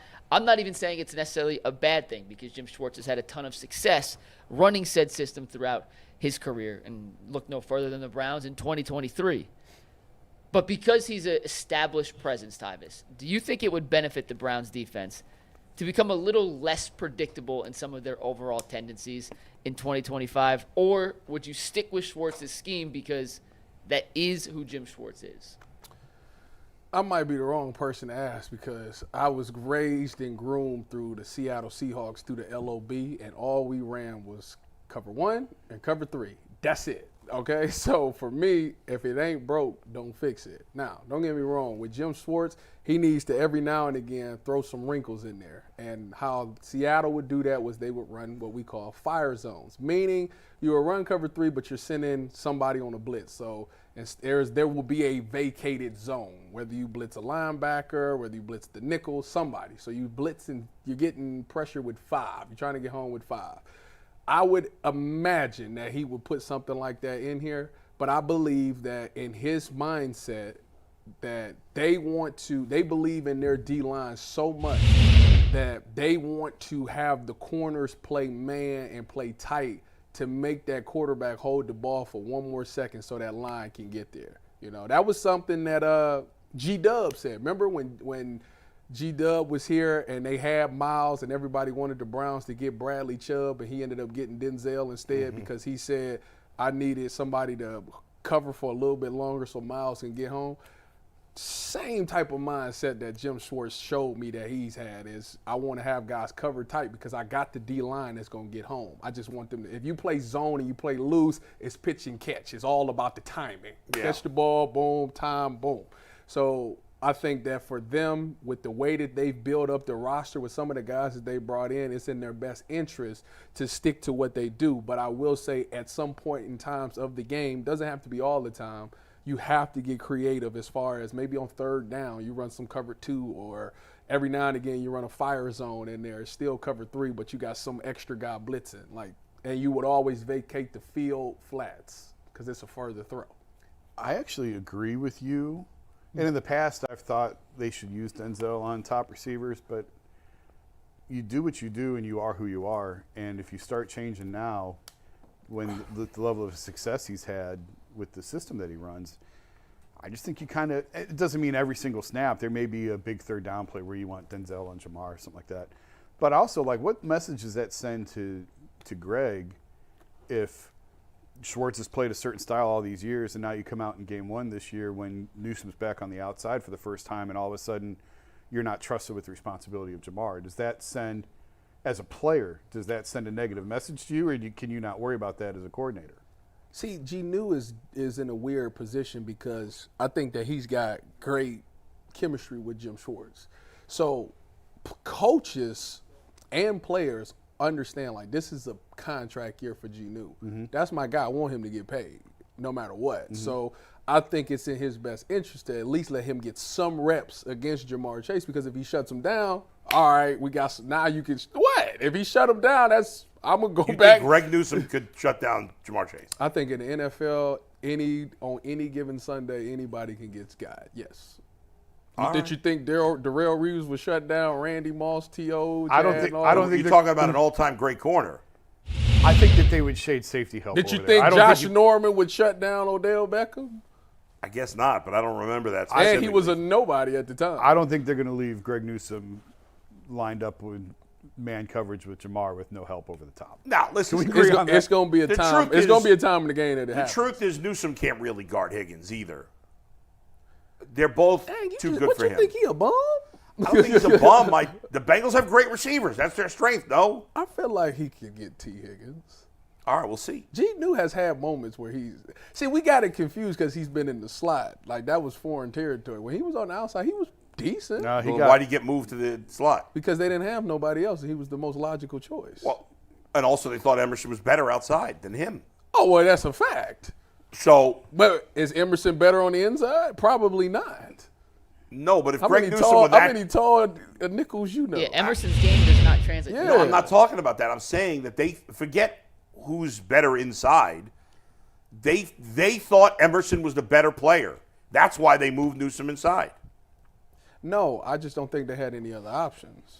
Well, Newsome actually is athletic and agile enough to be in the inside. he's not big. He's not big, You don't though. have to, what nickel is? No, I'm talking about in terms of matching up with Higgins. Oh, that don't mean nothing. Yeah. Denzel's small, but he shut down T. Higgins. He has, yes, but Denzel. But you're talking about a special player. Denzel's a special player, Tyvis. No, there's a big No, he difference is. between For sure he is. But There's a you difference- brought it up. You brought up like he stopped big enough. Like, Well, but that's just another factor. Like Denzel Ward is a special corner. give me a cool. I gotta think. What's a corner that's just okay? What's a guy that's just okay in the league? I think a lot of them. I want like a guy that's had some ups and downs, because that's kind of how I look at Gnu. A guy that's had some ups and downs. Yeah. I mean, But like that's recognizable, like a name that's recognizable. I feel like he's been on the outside before, and teams have attacked him with great success on the outside. You thinking about was he playing in the Texans game? That's the one I think he was. That was in the playoff. against So game. what Nico would you Collins. do differently for this game? Obviously, I'd run a lot of two-man if I was them. That's what I would. what is two-man? Two-man means that you got your two safeties deep, Right. over the top of everything, which allows your corners to play and undercut all routes. Right. So if he runs a fade, don't worry about that, because that's the safety's ball. If Right, he runs right, a right. post, don't worry about that. I need you to stop anything that's 15 and under. And when they run these routes, undercut it. Don't even go deep- over the top, undercut it, because we got you. If he catches it, Yeah. a safety should So be in right other words, there. Myles Garrett's got to have a big game Yeah. because he's getting no help. I mean, they're going to cut a lot of things off. Yeah. Because if you think about it, you want to run slants, digs, and all that. If you go to run that and these corners is playing underneath, so the technique for two-man is actually kind of scary as a corner, because all you're taught is to stay on top of these routes. But when you hear two-man, what you literally got to do is you got to play off, or you can press. You got to literally let this person get like 2 steps in front of you. Right. And then you got to be ready to just play underneath. So like he's up 2 yards in front of you. Right. And you're relying on that safety. Yeah, because if he go deep, he running into the safety anyway. yeah. So you just get up under it, and as soon as he cut his route, boom, you turn around, and now it's between the quarterback and the receiver. So And then you if throw the the safety ball, blows his assignment, that's you're not more on out of you. luck. Has The nothing first to do thing I with you. thought when you said that was, well, now they got to communicate and all be on the same page. And how often does that happen for an That is the Yeah, thing. you've talked about that a lot. That is the thing. They need, but if it's in two-man, like that's not the case. Yeah. Like you in man-to-man, technically. Only time that communication comes into a play in man-to-man is when you're going up against a stack and a bunch. You got to have a plan for stacks and bunches. When it's a stack, you need to let me know you either going to play halo, meaning that I'm going to take the guy in front, the guy that's on the ball, and you're going to take the guy in the back, or we going to play it straight up where I'm going to take the guy that's in the back, the guy that's pressing going to take the guy on the ball. Yeah. We need to know that. If it's a bunch, we need to know if we call it single, duo, or trio, meaning if it's single, that means that whoever's the outside guy, the number one receiver, that's who the guy that's pressing is taking. Okay, so although he's pressing this guy, he got this guy in the bunch. If he called duo, that means he's pressing the guy that's on the ball. That's the guy that the nickel is taking. The other two is working inside and out. And if he says trio, that means he's taking the guy that's all the way. Who makes that inside. call? That's really up to the nickel. And it's up to the game plan as well. If they play, okay, Ward on one side, Newsome on the other, right? If you're the Bengals, would you just put Jamar Chase on the Newsome side of the field the whole game? If you could. If they're not traveling, you could. Wouldn't you do that? I mean, wouldn't that make sense? Why not? But you got to know what they're doing. I don't think folks understand, Denzel Ward is the only corner in the league that plays well against Jamar Chase. The only one. How'd he do against Surtain last year? I think he had a big game, if I remember. He had a huge game, but was it against Surtain? I don't remember for sure. I think I remember seeing it. I'll double check. Maybe I'm wrong, but Denzel Ward is the only guy, and I watch all the Bengal games, or not all of them, but most. He's the only one that gives had great success. Jamar Chase has had some games but he's the only one that gives him fits. Nobody's going to. But I feel like Denzel has traveled before. And that's what I'm saying. I think he has. I think I remember when they played the Chargers a couple of years ago. Yeah. He traveled with Mike Williams. I remember it. Who's not obviously anywhere close to Jamar Chase. I would think if you're playing Jamar Chase, if you're playing Justin Jefferson, if you're playing C.D. Lamb, Malik Neighbors, Brian Thomas Jr., I would think you'd want to do it that way. But, I guess there's a reason they don't. You got to let Jay New get some money, too. I mean, there's a lot of good number two receivers. Well, let me ask you guys this. He ain't trying to get no number two corner money. Yeah. Not just with the shadowing or not shadowing, but Tyvis, and I know you mentioned this earlier. Even if it's just a simple adjustment to the defensive line, maybe playing less wide nine and doing some more stunts and having some more flexibility and versatility up front. I know you said if that's what you do, it's what you do, and you don't want to completely change it and get away from it. But do you think there is any benefit to just doing some things a little differently, not completely going away from your identity, but maybe adding in some wrinkles to keep offenses on their toes? That's how you get interceptions and stuff like that, because you put on tape that this is what you're going to do. So if we're a man-to-man team, then when we line up, everybody's thinking man-to-man. We lined up in man-to-man. But if we line up in that same thing and we look like it's man, but it's cover two, now that quarterback is like, oh, snap, I threw something over here that I wasn't supposed to because I thought they was in man-to-man. So, yeah, that's called disguising of coverage and stuff like that. So that always works. But I can't tell you if they're going to do that or not. I don't know. We'll see. I would think that you would. Everybody always talks about disguising and making the quarterback think about what you're in. But at the end of the day, your responsibility overrides your disguise. So if I got cover two and I got to be in the half over there, I can't be in cover one all day. I got to get to that half. So if I got to leave early, it is what it is. Can't wait for real football. This is going to be awesome. I'm so excited for football to start. It's so close. So close. And speaking of football, real quick, guys, in overtime today, we are going to pick two fans based off their roast of us to be in our fantasy football league. You have 51 minutes if you would still like to submit a roast. The deadline is at 1 p.m. As soon as this show ends, I am locking the comments. There will be no new entries. Yeah. So if you have not submitted your roast to be in the UCSS Fantasy League, you have 51 minutes to get those roasts in. How many do we have so far? 30, give or take. Oh, my. We don't have time to do that. We're doing it. Well, you said we're doing it this way. We're doing You're it this way. Oh, so we are going to do it. Some are very short, 30. Some are a little longer. We'll be done in 20 minutes. But we will do the roast. We appreciate everyone for taking the time to send them in. And it is on our community tab of the YouTube page. So if you go to the community tab on Yeah. our YouTube page, it is the pinned comment.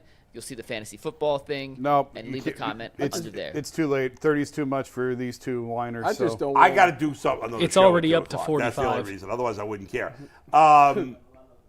It's awesome that there's 30.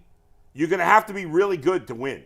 Yeah. Because half of them are going to be bad. Yeah, last year they were really good. There were some really good There's ones, some and really good- Butters I've and seen Sam some came really out on good top. ones. They were extremely funny.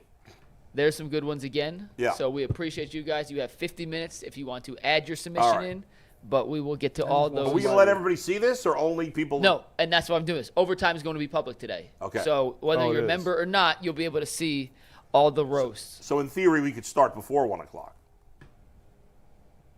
We're going to start at 1 o'clock. Okay. Good try. Doesn't read the rundown. Trying to get out early. Such a slacker. It's the one day we have a real topic that you will enjoy in overtime, Bull. You're not getting out of it. All But let's right, talk a Stop little whining. I wanna Guardians get out. baseball now. Guys, the NFL season's almost here. FanDuel's making sure you're ready for kickoff with the can't-miss offer. But if you want to bet on other sports, not just football, whether you want to bet on the Guardians, whatever else, you can use the FanDuel app. And right now, new customers can bet just $5, and if that first $5 bet wins, they get $300 in bonus bets to use across the app. So are you ready to play? If you are, download the FanDuel app now by visiting FanDuel.com/UCSS to get started. That is FanDuel.com/UCSS to place your first $5 bet. FanDuel, America's #1 sportsbook. Guys, the Guardians won again yesterday. They are now officially 66-66 on the season. Yeah. They are 4 games out in the wild card. They're 10.5 games out of the division. The division's out of the hand. But the question I had for you guys today is, with 30 games left to play, what does the Guardians' record have to be over those 30 games? It's 4. Is it 4? It said 5 games out. Go back, Steve. Oh, 5, sorry. No, it is 4.5. The graphic's wrong. Then the If they're graphic's wrong. 66 and 66, that's 4.5 games. If Seattle's record is correct, then that is 4.5 games, and 4 in the loss column. The Guardians are not going to the playoffs. No. The question I want to ask you, though, is what record would they have to go in the final 30 games? They got to win at least. They'd have to go at least 20 and 10. Since what I was about to say. I read the rundown and I knew my this was God. coming. Yeah. I forget which team. Mariners. Mariners are 30th Yeah. wild card right now. Yeah. They're on pace to win 87. So Right. run the numbers. That's They'd have 20. to go. They'd have to go 21-9. Like they'd have to, and Well, really more than that. right. They'd have to go probably Aren't they 22 and playing 8. Seattle next? I don't know if they have a tiebreaker. Have they, Mike? By the way, that graphic, according to the ESPN standings, is accurate to what ESPN has. So All right, it doesn't matter because well, they're they not screwed going. up because I can do math, and that's 5.5 games, not 6. well, it's 4 or 5. So Or whatever, it doesn't matter. They're not going to the playoffs. That's 4.5 games. Oh Four and a my half. God! I'm sorry that I'm trying to be accurate. No, you don't care any other time. You say nonsense all the time. Jesus, you're being an ass. The Guardians are not going to the playoffs. They've got to win a minimum of 86 games to make it. They're not going to win 86 games. They're going to finish under 500. I don't know if they'll finish under 500. Oh, yeah? They're 500 now. Right, but they're 500. They right. go 15 What's and 15. their schedule the rest of the way? I don't know. The rest of the way, They're playing more good teams than bad. the Guardians play. Yeah, that's Seattle's not solid. good. Boston's good. That's Tampa not stinks. good. Kansas City's better than Kansas them. City's in it right now. Not And then really. after that, Yeah. you have the White Sox, Detroit, Minnesota, Detroit, and Texas. All right, they're probably going to be under 500. You're right. I think they're going to finish under 500.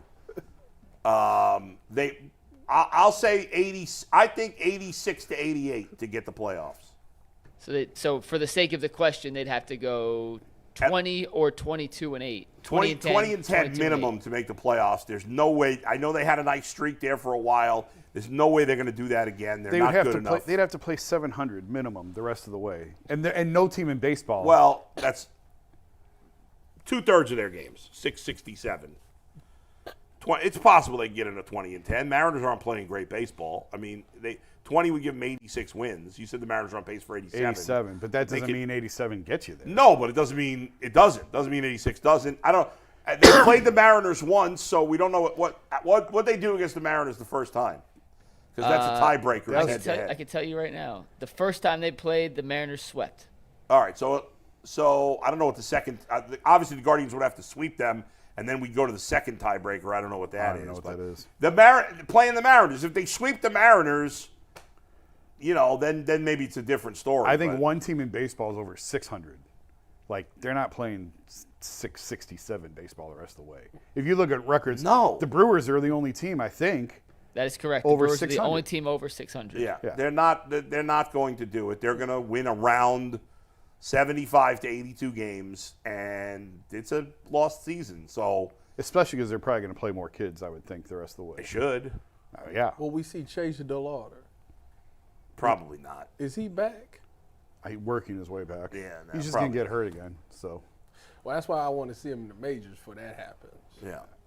I don't know how you could – I just can't count on him. Nolan Jones got his first clutch hit of the year yesterday. Well, Yeah, how about that win? Nolan Jones in the 9th. Ain't they? And but then the Manzardo got the roster- game winning hit. that in the 10th. StatCast data finally paying off. Don't the roster expand coming Tomorrow, days? or Monday, September whatever 1st. September 1st, Monday, I think it And is. Monday. So who's who do you expect to likely- call up? Yeah, who's likely? I hadn't thought about that.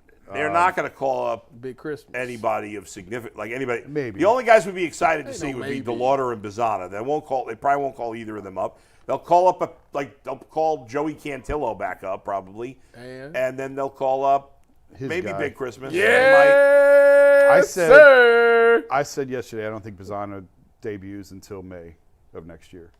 Probably because 'Cause they're of always looking at contract the bottom time. line. That's Yeah. all they care about. I mean, Quan started on opening day, yeah, so they've done it before with rookies, but I just don't think he's up until May. probably Meanwhile, not. the other ones is doing well, huh?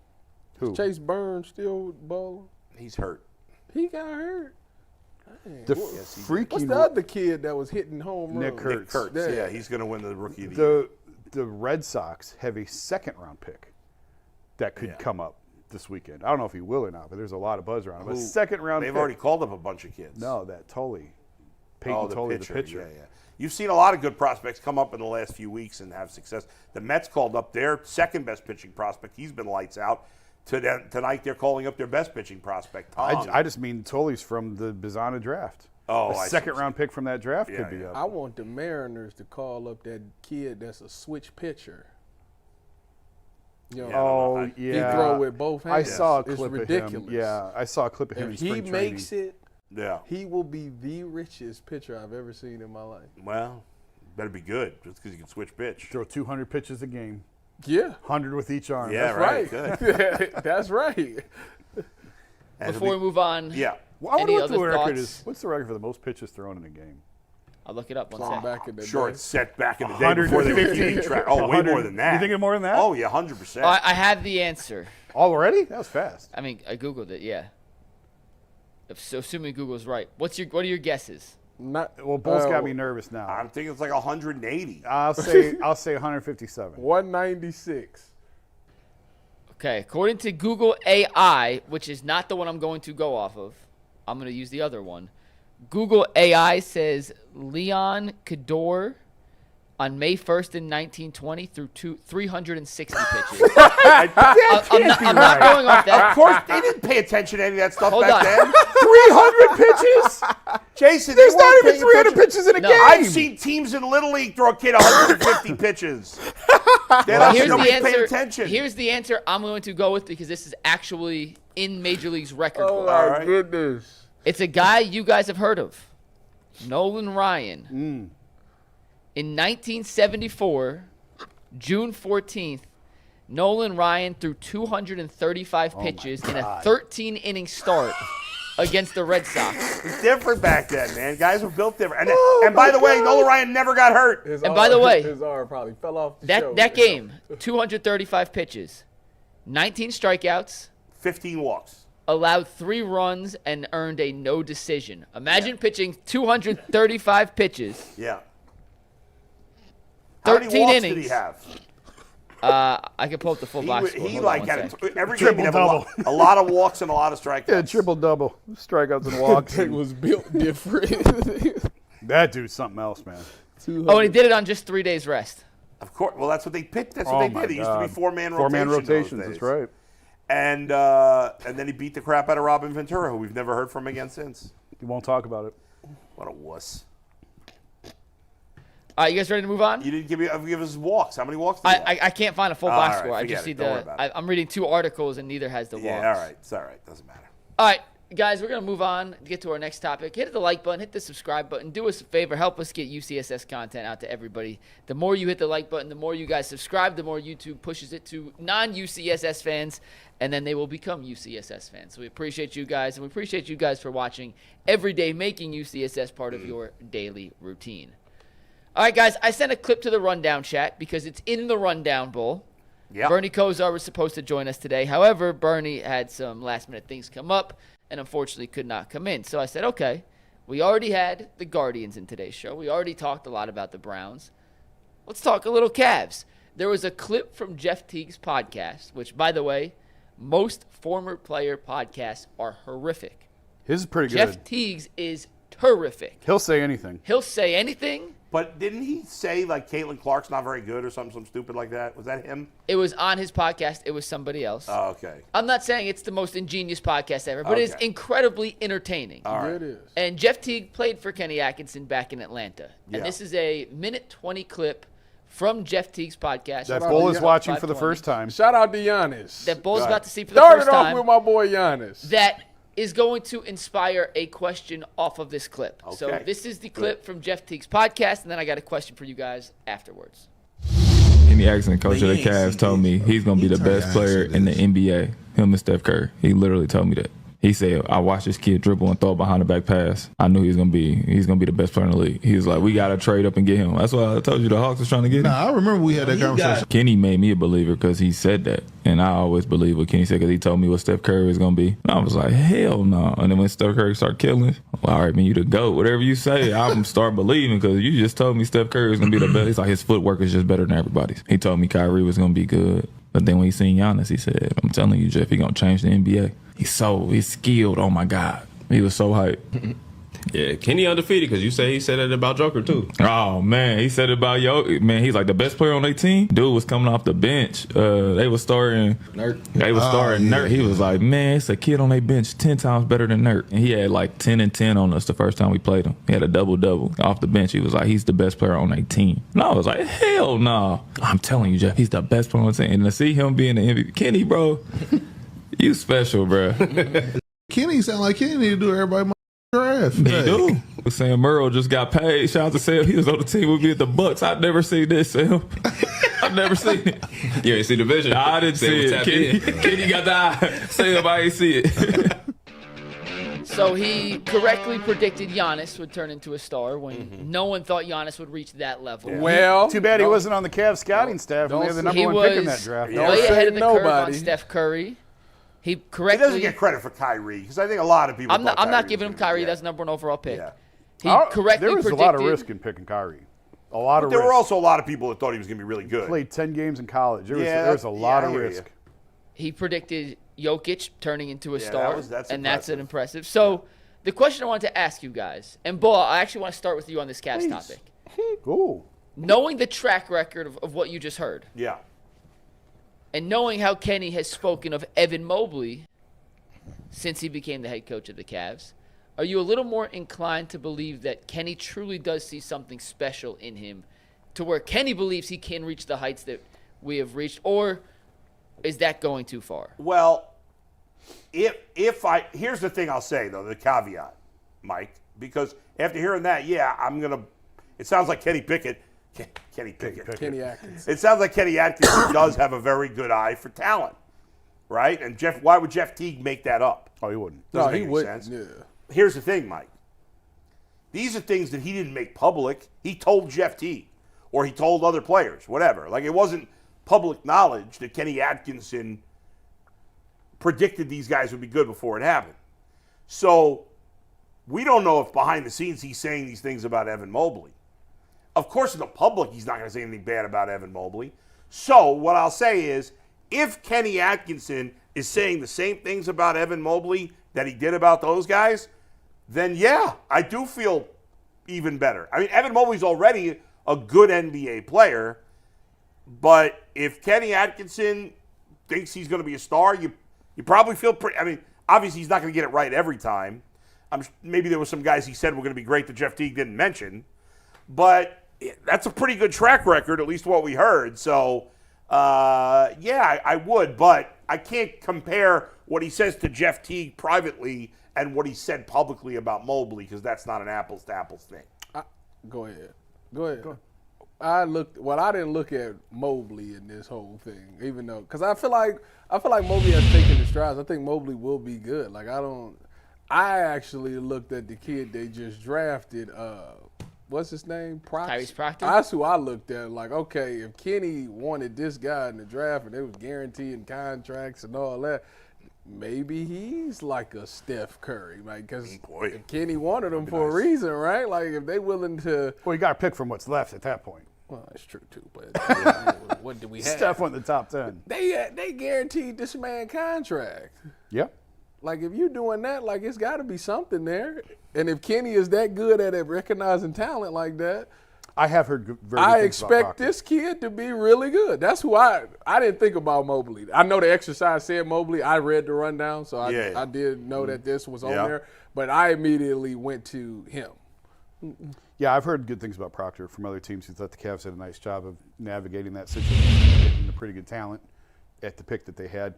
I don't know. I mean, listen, Mike and I have sang Mobley's praises louder than anybody on the show. So, yeah, I believe it.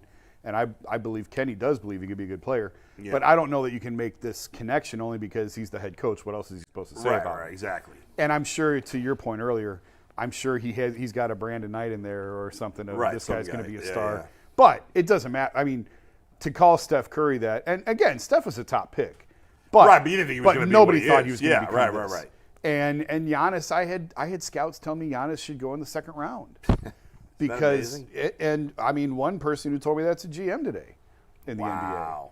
And you had Giannis going in the second round? Yeah, because there just wasn't much body of work on him, and he was on you. Scrawny and skinny. I didn't. Shame on them. No, I talked to someone who's now a GM who said he should be a second round. He shouldn't go above the second round. His point was someone is going to take him. I wouldn't take him before the second round. There's too much risk. The Giannis thing is crazy. The whole Giannis and come up is Jokic crazy. too.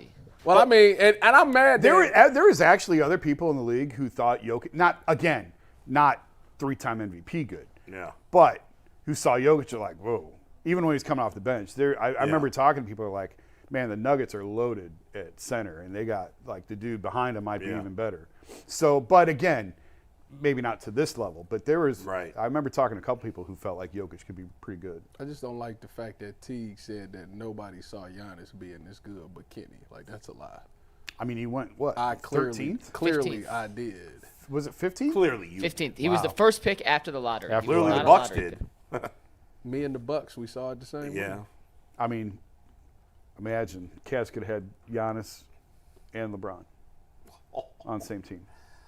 Although maybe that would have been you'd have clogged the paint. I mean, LeBron would have had to be who he is now as far as shooting. I think he could have figured it out there, Tyvis. But I mean, well, it ain't like Giannis came in the league the guy he is now. True. Bennett wound up going in the trade to Minnesota for Kevin Love, so who knows how this whole sliding doors theory. Who knows how the whole thing plays out? The Cavs fleeced them like that. What's that? They fleeced the Timberwolves like that. And they gave them Bennett. Wiggins and Bennett for Kevin Love. They fleeced them. I mean, Wiggins was the #1 overall pick. I understand. I ain't talking about him. So was Bennett, yeah. Yeah, that was. Nobody knew Bennett was going to be the worst #1 pick in the history of the Bennett. By the way, Bennett speaking of bad picks, Kwame Brown. I saw these two guys who I watch their Instagram sometimes. They were doing a draft of the best fat basketball players of all time. Fat basketball? Yeah. It was very funny. Like they were. I'm very interested in this draft. Yeah, and then they were looking for you to decide whose team was better. So like one guy had. Are you going strictly off poundage, or are you going off of? No, like the quality of the team. But they got to all be fat guys. And sometimes it was specific. Like one guy was like, I'll take James Harden in his last week at Houston or wherever it was, where he got really fat at the end of the season. Yeah. And then it was like, I'll take Shaq in his last couple of years. You had Zion. Somebody took Zion. Big Baby Davis. I mean, Jared Dudley. There's one. I think when Dudley was in Phoenix, he looked like me out there with a headband. I told LeBron after the game, like, Dudley's fatter than I am. Yeah. And what did he say? He cracked up. But that was not a good look. I think it was Dudley. Tractor Trailer was on there. Remember that guy? Yeah. Yep. It was a funny thing. I like that. Tyvis, you mentioned Tyrese Proctor earlier. Is that where you went with it when you seen the video? No, No. my mind more went to Mobley, but I got a chance to talk to Proctor on Tuesday. He had a charity event over at Dick's Sporting Goods. He bought back-to-school gear for a bunch of kids through an job out of athletic him. program. That's Yeah, cool. really cool event. He's huge, by the way. We talk about the guards and a lot of the undersized guards the Cavs have. Like, height is not a question with this guy. Yeah. He's got put That's on good. some muscle. He's a little wiry. Yeah. But he's a legit 6'6", and with his hair, he's like 6'7", 6'8". He had an Well, the hair can't really guard, so I don't know. I'm just saying, like, Yeah. there's over under 1.5 mentions of Mike playing D3 hoops to when he spoke to Proctor. Oh, over. Over? I did ask him at the end. Yeah. I didn't tell you I played D3 hoops, but Yeah. we were having a chat. He did the interview. He was a cool guy. We were talking to him after. I'm like, Yeah. hey, you're a shooter, which means you could identify other shooters in the room of us. And it was the people in the media stand there. I'm like, who do you think's the best shooter out of us? And he correctly identified me. Oh, But, well, you asked the question. Granted, it was not the most athletic. I mean, who just was saying, there? who's standing Jeff next to you? Shadell? Jeff was not there. It was me, Ethan, Spencer, Davies were the three that you guys may know. Ethan? Who's Ethan? Ethan Sands. Ethan Sands. If he Earl, works if perfectly. Earl yeah, would have yeah, been yeah, in the room, would he have picked Earl? Good chance he would have. Well, Ethan, I've played with Ethan. I've actually played with Ethan and Spencer. Ethan's a good baseball player. Does he play basketball too? Ethan? Yeah. Yeah, he's played with me at pickup a couple of times. He's decent. All right. Spencer, Spencer's hustle terrible. guy. He's a hustle guy. We'll just leave, In we'll other leave it words, at he's that. terrible. Yeah, elbows and fouls guy. Yeah, he leaves a little to be desired from the offensive standpoint. But Tyrese was a good dude, and you hear like big wing, right, Yeah. or big guard Yeah. fits the profile. So we'll see how he can play. We'll see how he'll slide in. He's going to get more opportunities with the Strus injury news. I know you guys talked about it yesterday, Yeah. but he's one of the guys that's going to get some increased minutes. Him and Jalen Tyson both. I think we'll see an increased role early on until Strus gets back. When is Strus supposedly coming? Like, how long's he out for? A couple months, 3-4 months. 3-4 It's going to months. be interesting. No Strus and no Darius for the first. October. No, I mean, it'll be interesting to see, like, Yeah. not that it's a big deal. I'm Yeah. just saying, like, I'm curious to see, what he play, who he plays, and like how these guys look. I mentioned this yesterday because Dustin said he's had the Jones fracture before. Right. And he said 6 weeks he'll be back and moving.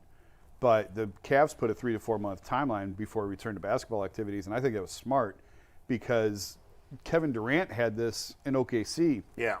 It wrecked his entire season because he came back too soon. He came back after 2 months. Then he had to leave again, have a second surgery, and he played like less than 30 games. Yeah. Zion missed over a year with this. So you got to be careful with the rehab Right. on something like this. It sounds like small and minor. It's a little bone in your foot, but you got to be careful with this. Speaking We had, of, real quick, okay, Yeah. we're declarated. At Emerson, we had two guys throughout my 4 years break the same fifth metatarsal, the Jones fracture. One guy was back in 2.5 months. The other guy, to Jason's point, ended up missing the whole season, tried to come back too early. And I've pressure. learned, because it's this tiny bone in your foot. It's the fifth metatarsal. It's your pinky toe, basically. If it's not healed, it doesn't heal. You know what I'm saying? It has to actually be healed. And other than that, there's nothing you can do. Too much pressure. Guys were pressured to come back at Emerson by Coach O'Brien. O'Brien, right? It was, Jim A O'Brien. lot of pressure. Jim putting the kids on the hot seat right there. I actually talked to OB the other day. He's doing well. By the way, speaking of Durant, did you guys see, and it might just be AI because I don't know what's real and what's not anymore. Ain't that a shame? There was supposedly some sort of Twitter beef between Anthony Edwards and Durant. Is this real? Oh, that was fake. Okay. Fake. Damn it. It was funny. Did you see that? I did, yeah. And Durant does do a lot of back and forth on Twitter. Yeah. But that's why I thought it could be real. But damn. maybe next You time. wanted to Maybe be next time. fine. Well, because did you see what was said? Anthony Edwards was said something, made fun of, was something about Durant having multiple Twitter accounts. And then the fake Durant said, yeah, but you've got multiple wives that are suing you or whatever, baby mamas that are suing you. How many baby mamas does he have? Who? It's what? Anthony Edwards. 4, 5, 4, 5? That's gross. I'm not sure. I don't know. That's I'm not going to get into that. We're going to move on to our Young next boy topic got here. like 14. Guys, a reminder Grow up. tonight, the KYC Talent Show. We talked about it earlier. Yeah. It's at Hilarities, 8 p.m., rain or shine, all your favorite WKYC personalities, plus me, will be doing some You're their some favorite, sort of Mike. talent. Don't kid yourself. Well, I hope we see a big crowd. Yeah. It's at Hilarities, 8 p.m., $10. All the money goes to cancer research for our Velasano cause, so we hope to see you guys there. All right, guys, it is 2 days away from kickoff of the most highly anticipated Week 1 Ohio State matchup in quite some time. The Buckeyes and the Texas Longhorns. Tyvis, how do you feel about Ohio State heading into this matchup with what some people think is the number 1 team in the country? I'm very confident in it. I know that. Listen, Arch Manning is a really good quarterback, and I went back and watched his 3 games that he started, and he looks really good in the pocket. Mobility is really good. Obviously, he ripped that long run off.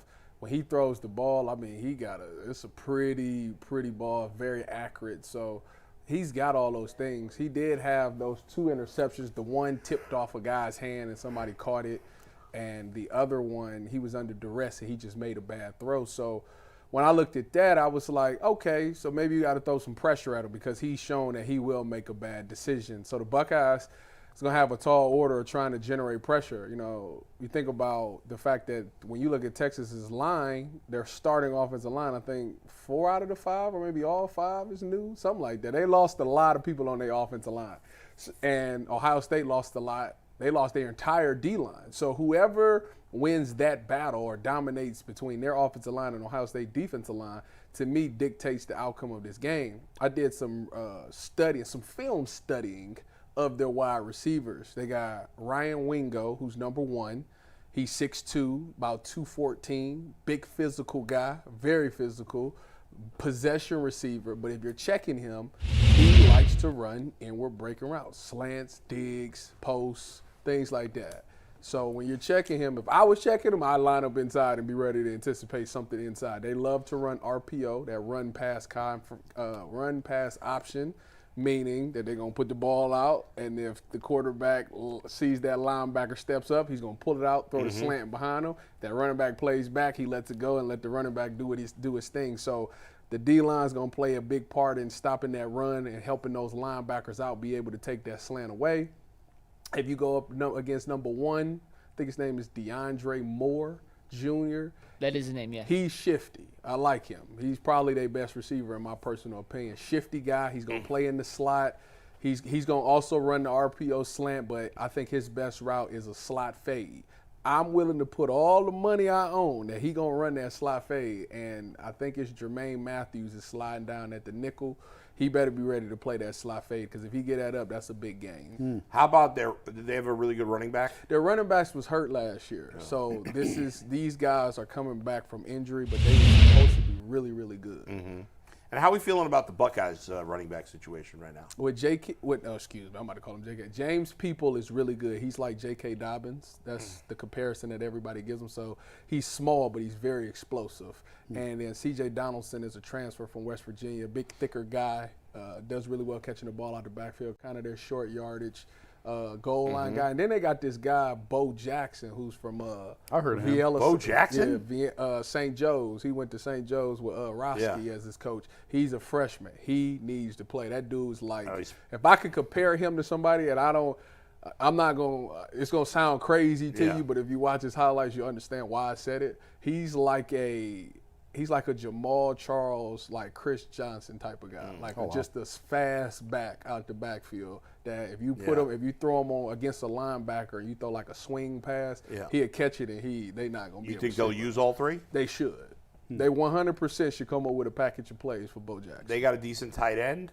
Max Clare. Max Clare might be the best tight end in college. So that's the thing. Like this year, all the attention is going to be on Jeremiah Smith. Yeah. So Max Clare should be eaten. Like it should. And how are we feeling about the O-line? The O-line is a veteran group because what happened was last year Ohio State's offensive line dealt with a bunch of injuries during the CFP. So a lot of these guys that's in now had to play on the championship run. So they got a ton of experience there. I think that's probably one of the strengths of the team. It's going to be rocking at the stadium. I mean, it's going to be unbelievable. I could totally see Ohio State making Arch look like a first-time starter, bad game. I mean, it's all up to Matt Patricia. You know, Matt Patricia, if he's a 3-time Super Bowl defensive coordinator, Yeah. you know, if he does the right thing and disguises things up right and causes confusion, I think that defense, because they got the players on the defense to. On the other hand, I know he's already considered the top quarterback if he comes out. Oh, if he lights But him up. If he lights up Ohio State, forget about No, it. but if he comes out, He's and struggles, good, man. Yeah. I'm not gonna lie to you. Arch is good. I mean, this should be a great game. Yeah, Oh he's yeah. good. If he It's gonna comes be out, exciting. if he comes out and struggles, people are going to be like, "That's the guy everybody wants, right? Oh, yeah, he yeah. sucks. It That's wouldn't- the guy it every would- team's lining no, up for." people wouldn't say that. Oh yes, they. They thousand Did you just percent beat would. No, these what people? they would say is Some people will. What Not they would a lot say of is them. maybe he's not as elite as they thought. But all good quarterbacks, a lot of quarterbacks struggle Yeah, right. against Ohio State.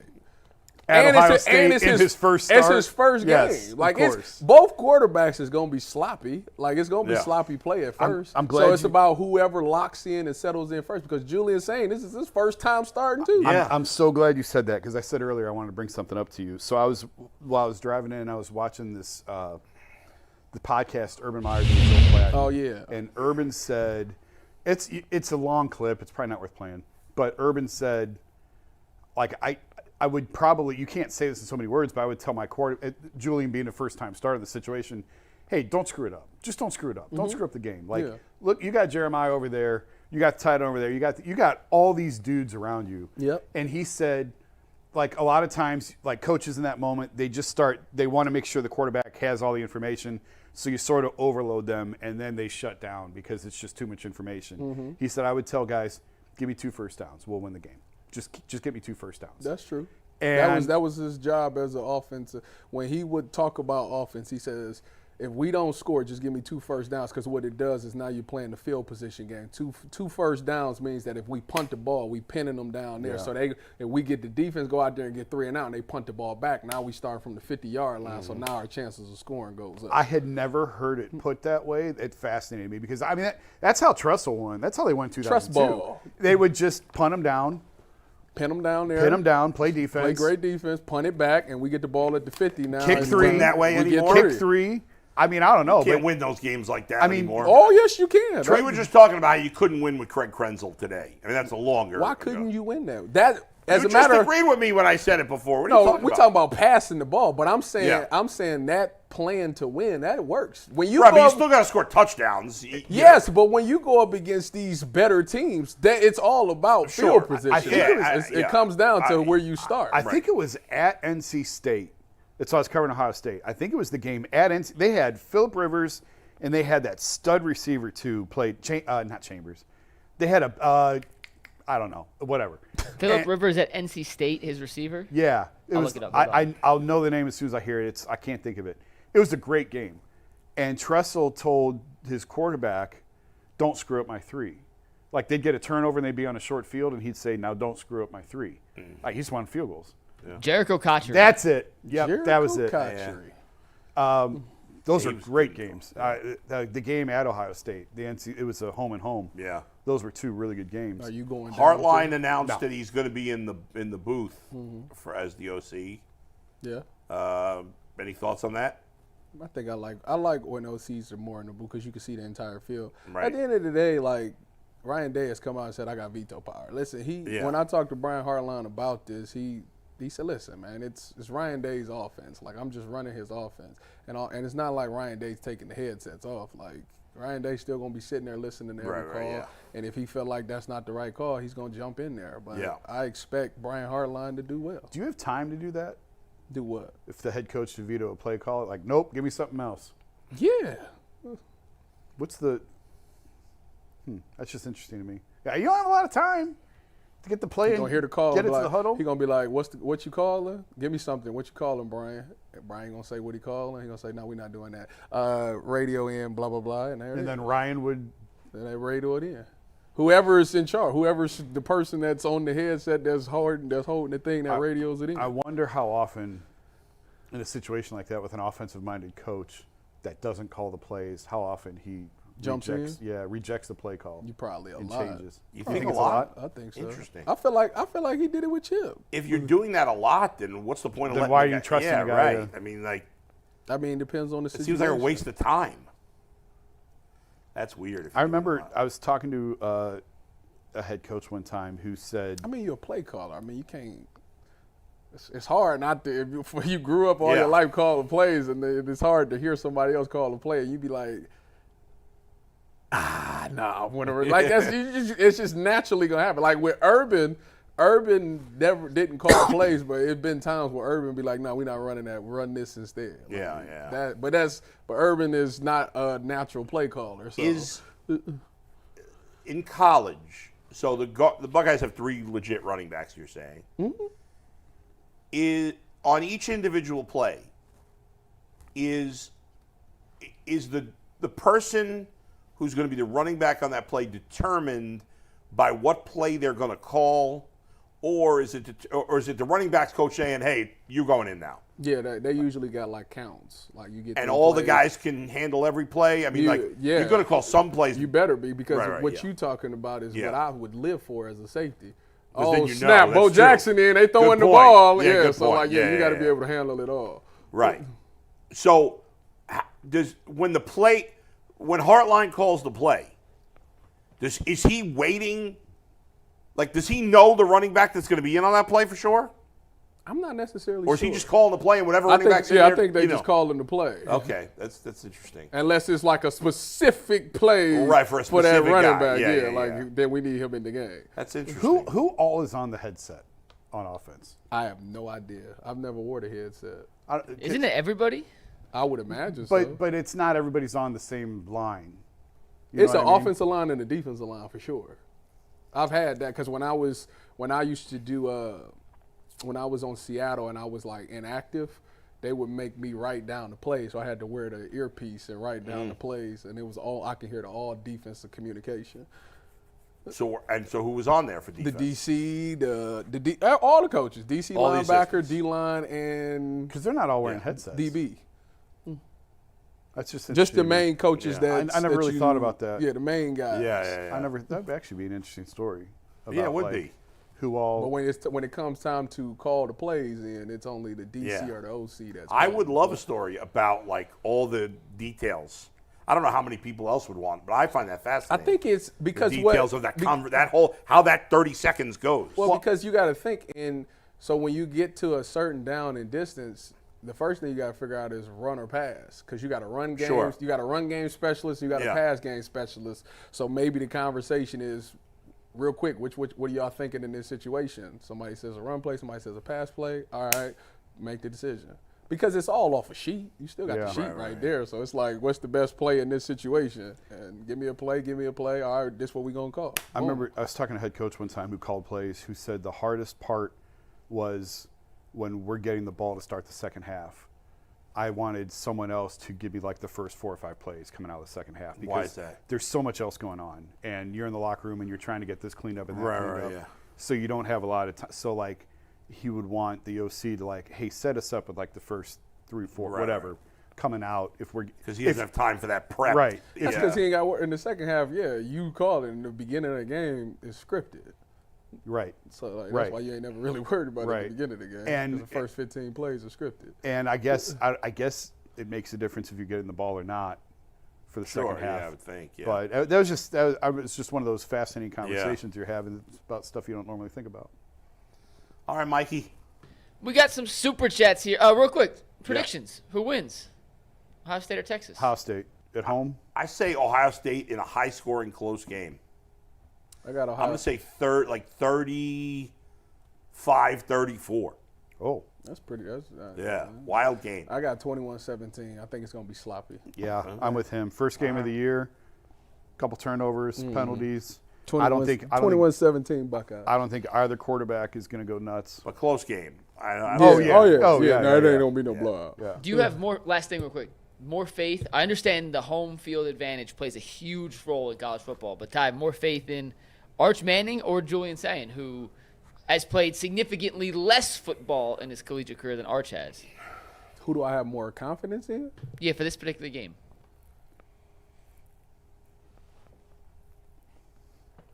That's a good question. One guy does have the best receiver in college football. Yeah, I would but he's going to be triple team.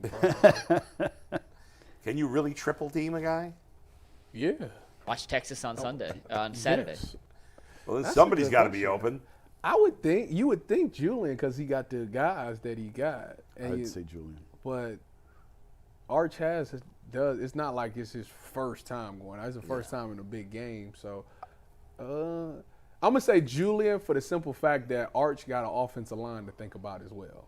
I really think Arch is going to struggle a little bit in this game. Oh, his offensive line's not very good? They all knew. They replaced Well, that 4 doesn't of their mean they're 5 not stars. good, though. I ain't saying they not good. They all knew. Okay. It's like in every big level team bowl when they lose these guys, they're all 4 and 5 star kids Yeah, that they're going right. to replace them with, but that Sure. doesn't mean they'll actually be good. Right, It's just especially it's week 1. unproven commodities You got to on get the the chemistry road. going. And last thing I promised, then we'll get to super chats. Ty, are you a little disappointed it's a noon kickoff? I would have loved for it to be a night game. I think that it called for a night game, but I understand why Fox did that. Like, if you go look at the games that's going on at noon, there's nobody. This game is so The ratings high through the roof. They might break records with ratings on this. Oh, yeah. Like, that's how good this game is probably. How gonna much be. different is the horseshoe for a noon kickoff versus At night, it's 7 a o'clock, different. 8 It's like the Millennium Force. It's just totally different But, at night. And it's nothing. Like Ross Bjork, I know you're trying to do everything you can to get this atmosphere, that Tennessee atmosphere for every game. At night, it's just different. The freaks come out. Can we trust the guy with a J in his last name? It is. I don't think you can. Well, it is different, but the dirty little secret is Ohio State has a terrible home field advantage. It is not loud. For having 110,000 people in there, it's not loud. Wow. Did you feel that way as a player? Not on third down, but on the rest of the game, I did. It's so. I mean, there's a lot of theories that they've got all the rich boosters down low and all the kids are up high and in the back. It's the, I don't know if it's the construction of the stadium or what. I mean, you can answer this way better than I. When I was covering Ohio State, it felt like Penn State was 1,000 times louder. Wisconsin was louder. Iowa, they're 6 feet away from you. Like Iowa, they are right on top of you. I never played at Iowa, but Penn State's definitely the loudest. How'd you never play at Iowa? We didn't play Iowa. Just the well, rotation I played schedule. Iowa. Oh, yeah, I 'cause played probably- Iowa one time in 2013. I actually had my first pick. Yeah. My first college pick. in Yeah, that you game. played when there was already a lot of expansion by that time. No. Like the league was bigger by the time you played compared to like when Dustin played. right? I think that might have been the first year that we got Nebraska and Rutgers. Right. I think the jump around at Wisconsin is the coolest thing I've ever seen. Oh, it is. Oh, yeah. It's the coolest. Especially when you win it. Yeah. Is Michigan really loud too? The No. big house is just. That's not loud also? It's just all the noise goes up. Yeah. Because the stadium's like underground almost. Yeah. What about some of So- these SEC schools? I haven't been down I've there. never been I down haven't there. been down there. LSU was by far the loudest I've That's ever what been to. everybody said, And yeah. LSU is literally on the field. You said 6 yards for Iowa. Yeah. LSU's built in the same Yeah. capacity. The strips for media to walk from end zone to end zone, you have to like tiptoe and go sideways, Yeah. shimmy, because it's so close. Alessia my wife went to Tulane and she went to an LSU game and she's Yeah. like, it is a different world. That's what they And I'll tell say. you, down there. I've been to LSU twice. One for a noon game and one for a night game the year they won the championship with Joe Burrow. Yeah. Noon was cool. Death Valley with that Joe Burrow team. The only regret I have is they beat A&M so bad that the game was over in 4 minutes and it never got back. But for those 4 minutes, Right. it was unquestionably the coolest college atmosphere I've ever been inside. South Carolina is also secretly really loud. My nephew right now, my nephew Ian, who I just saw yesterday because I flew into New York for a day, is a junior in high school, and he's, thinking about colleges. And we were talking, he wants to be in, like, sports management and stuff, and I was telling him, like, I think you should go to a small school because you can get more experience, be around teams more and stuff like that. But he wants to go to he's, like, dying to go to a college that has a big football program Yeah. to have that experience. He wants to go to the University of Florida. We have friends of ours going down there. Do they like it? The Swamp. She leaves now. She's going. The Oh, Swamp yeah. was pretty cool, too. That's where he wants to go. And apparently, I didn't realize this. We would get, since my mother lives in Florida. In-state You tuition. can get the cheap tuition. It's pretty That's a cheap. huge I heard it's difference. like $6,000 a year. It's a which huge difference. That's a big. That's College crazy. is All right, 6,000. we got That's some cheap. super chats, guys, to wrap up today's show. Yeah. First one comes from Kyle Benner, who says, right when I tune in, Bull says, I shower after I poop. Never change, boys. We all should, man. Kirk First, I Davis use says, my bidet and then I shower. Kirk Davis says, let's go get Forrest Gump. Chiller Whale says, Bull, here's $5. Please tee off on the complete disaster that is the Cleveland airport. Do you have any issues with the Cleveland airport? That's under construction right now.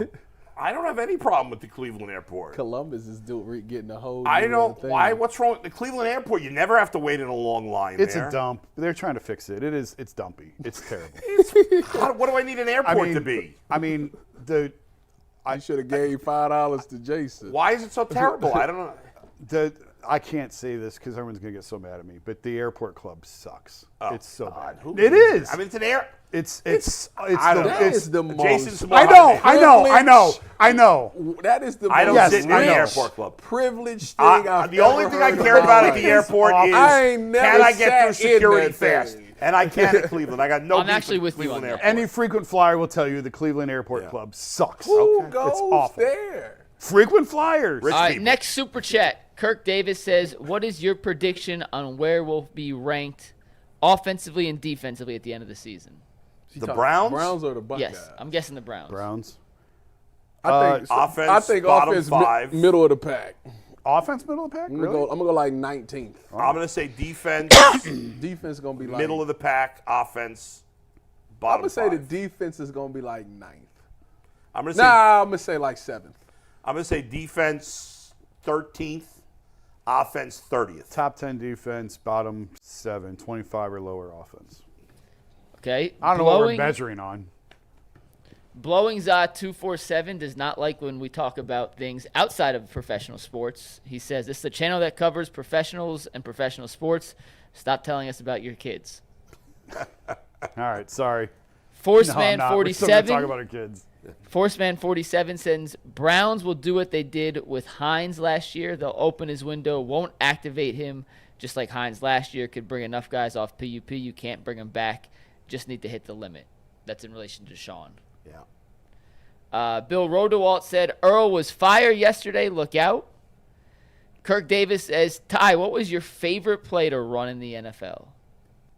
My favorite play. Yes. Anything that involves the safety blitzing, which would be me. That's a good answer. Anything that involved me blitzing. In college, in NFL, if they called that call. How often did you get the blitz? None. Not often. None. Oh, none? Like Not even in college? They called my blitz in college twice, and every time I did it, it led to a big hit. Every time is in both. Both times. You made a big hit on who? I didn't make the big hit. Oh. Somebody else did. Somebody hit you? No. Oh. One of my okay. teammates blasted their receivers. I was getting home. I Okay. was close to getting home. What were the quarterbacks? Do you remember?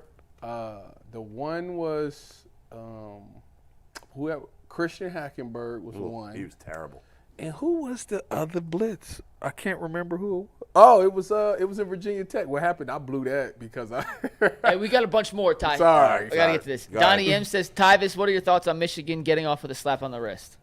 The NCAA has no power anymore. That's true. That's all it is. Kirk Davis says, as far as what Ty was talking about, the cornerback you were thinking of was Bo Melton. Peter G says the only reason Newsome is inside is because no one else can play there. When they're in base, which is rare, Emerson comes off the field. Newsome is more talented. We'll see that this year. Skilly says, I'd love to enter the roast, but I'm in too many leagues already. Unlike Bull, I can't handle more than 3. Kirk Davis says, Cleveland's not going to the playoffs, but my Yankees are going. Go Yanks. Yankees suck. Bob Schrack says Rocket Sanders ran a 4.46 40 at the combine. Dane Brugler had him as a 6th, 7th round graded running back. Miss Bell said, you all said they weren't looking for another quarterback. Daniel Applegate says, everyone hates on Jay and Bull, but they're the only ones that tell it like it is. Thanks, guys. And Halim Youssef says, look it up. As a rookie, Greg Newsome shut down Jamar Chase. I'll have to go back and look. I don't have those numbers in front of me. But I'll go back and look. Halim's a good dude, so if he says it, it's a good chance it happens. Respect it. Yeah. When G New name come up, respect it. So in 1 minute, we're going to head to overtime. We're going to stop the stream so Jason can use the bathroom. When Jason comes back, we're going to run through the roast and pick the 2 winners for our fantasy football league. We appreciate all the submissions, and and we appreciate looking forward to seeing who we're going to add Jason, to go. the UCSS League this year. There's Jason. He's going to the bathroom to speed We'll this see you process on up. overtime. We'll see you in overtime Find in out 2 who the minutes. best roaster is. It's available to everybody. Ultimate Cleveland Sports Show.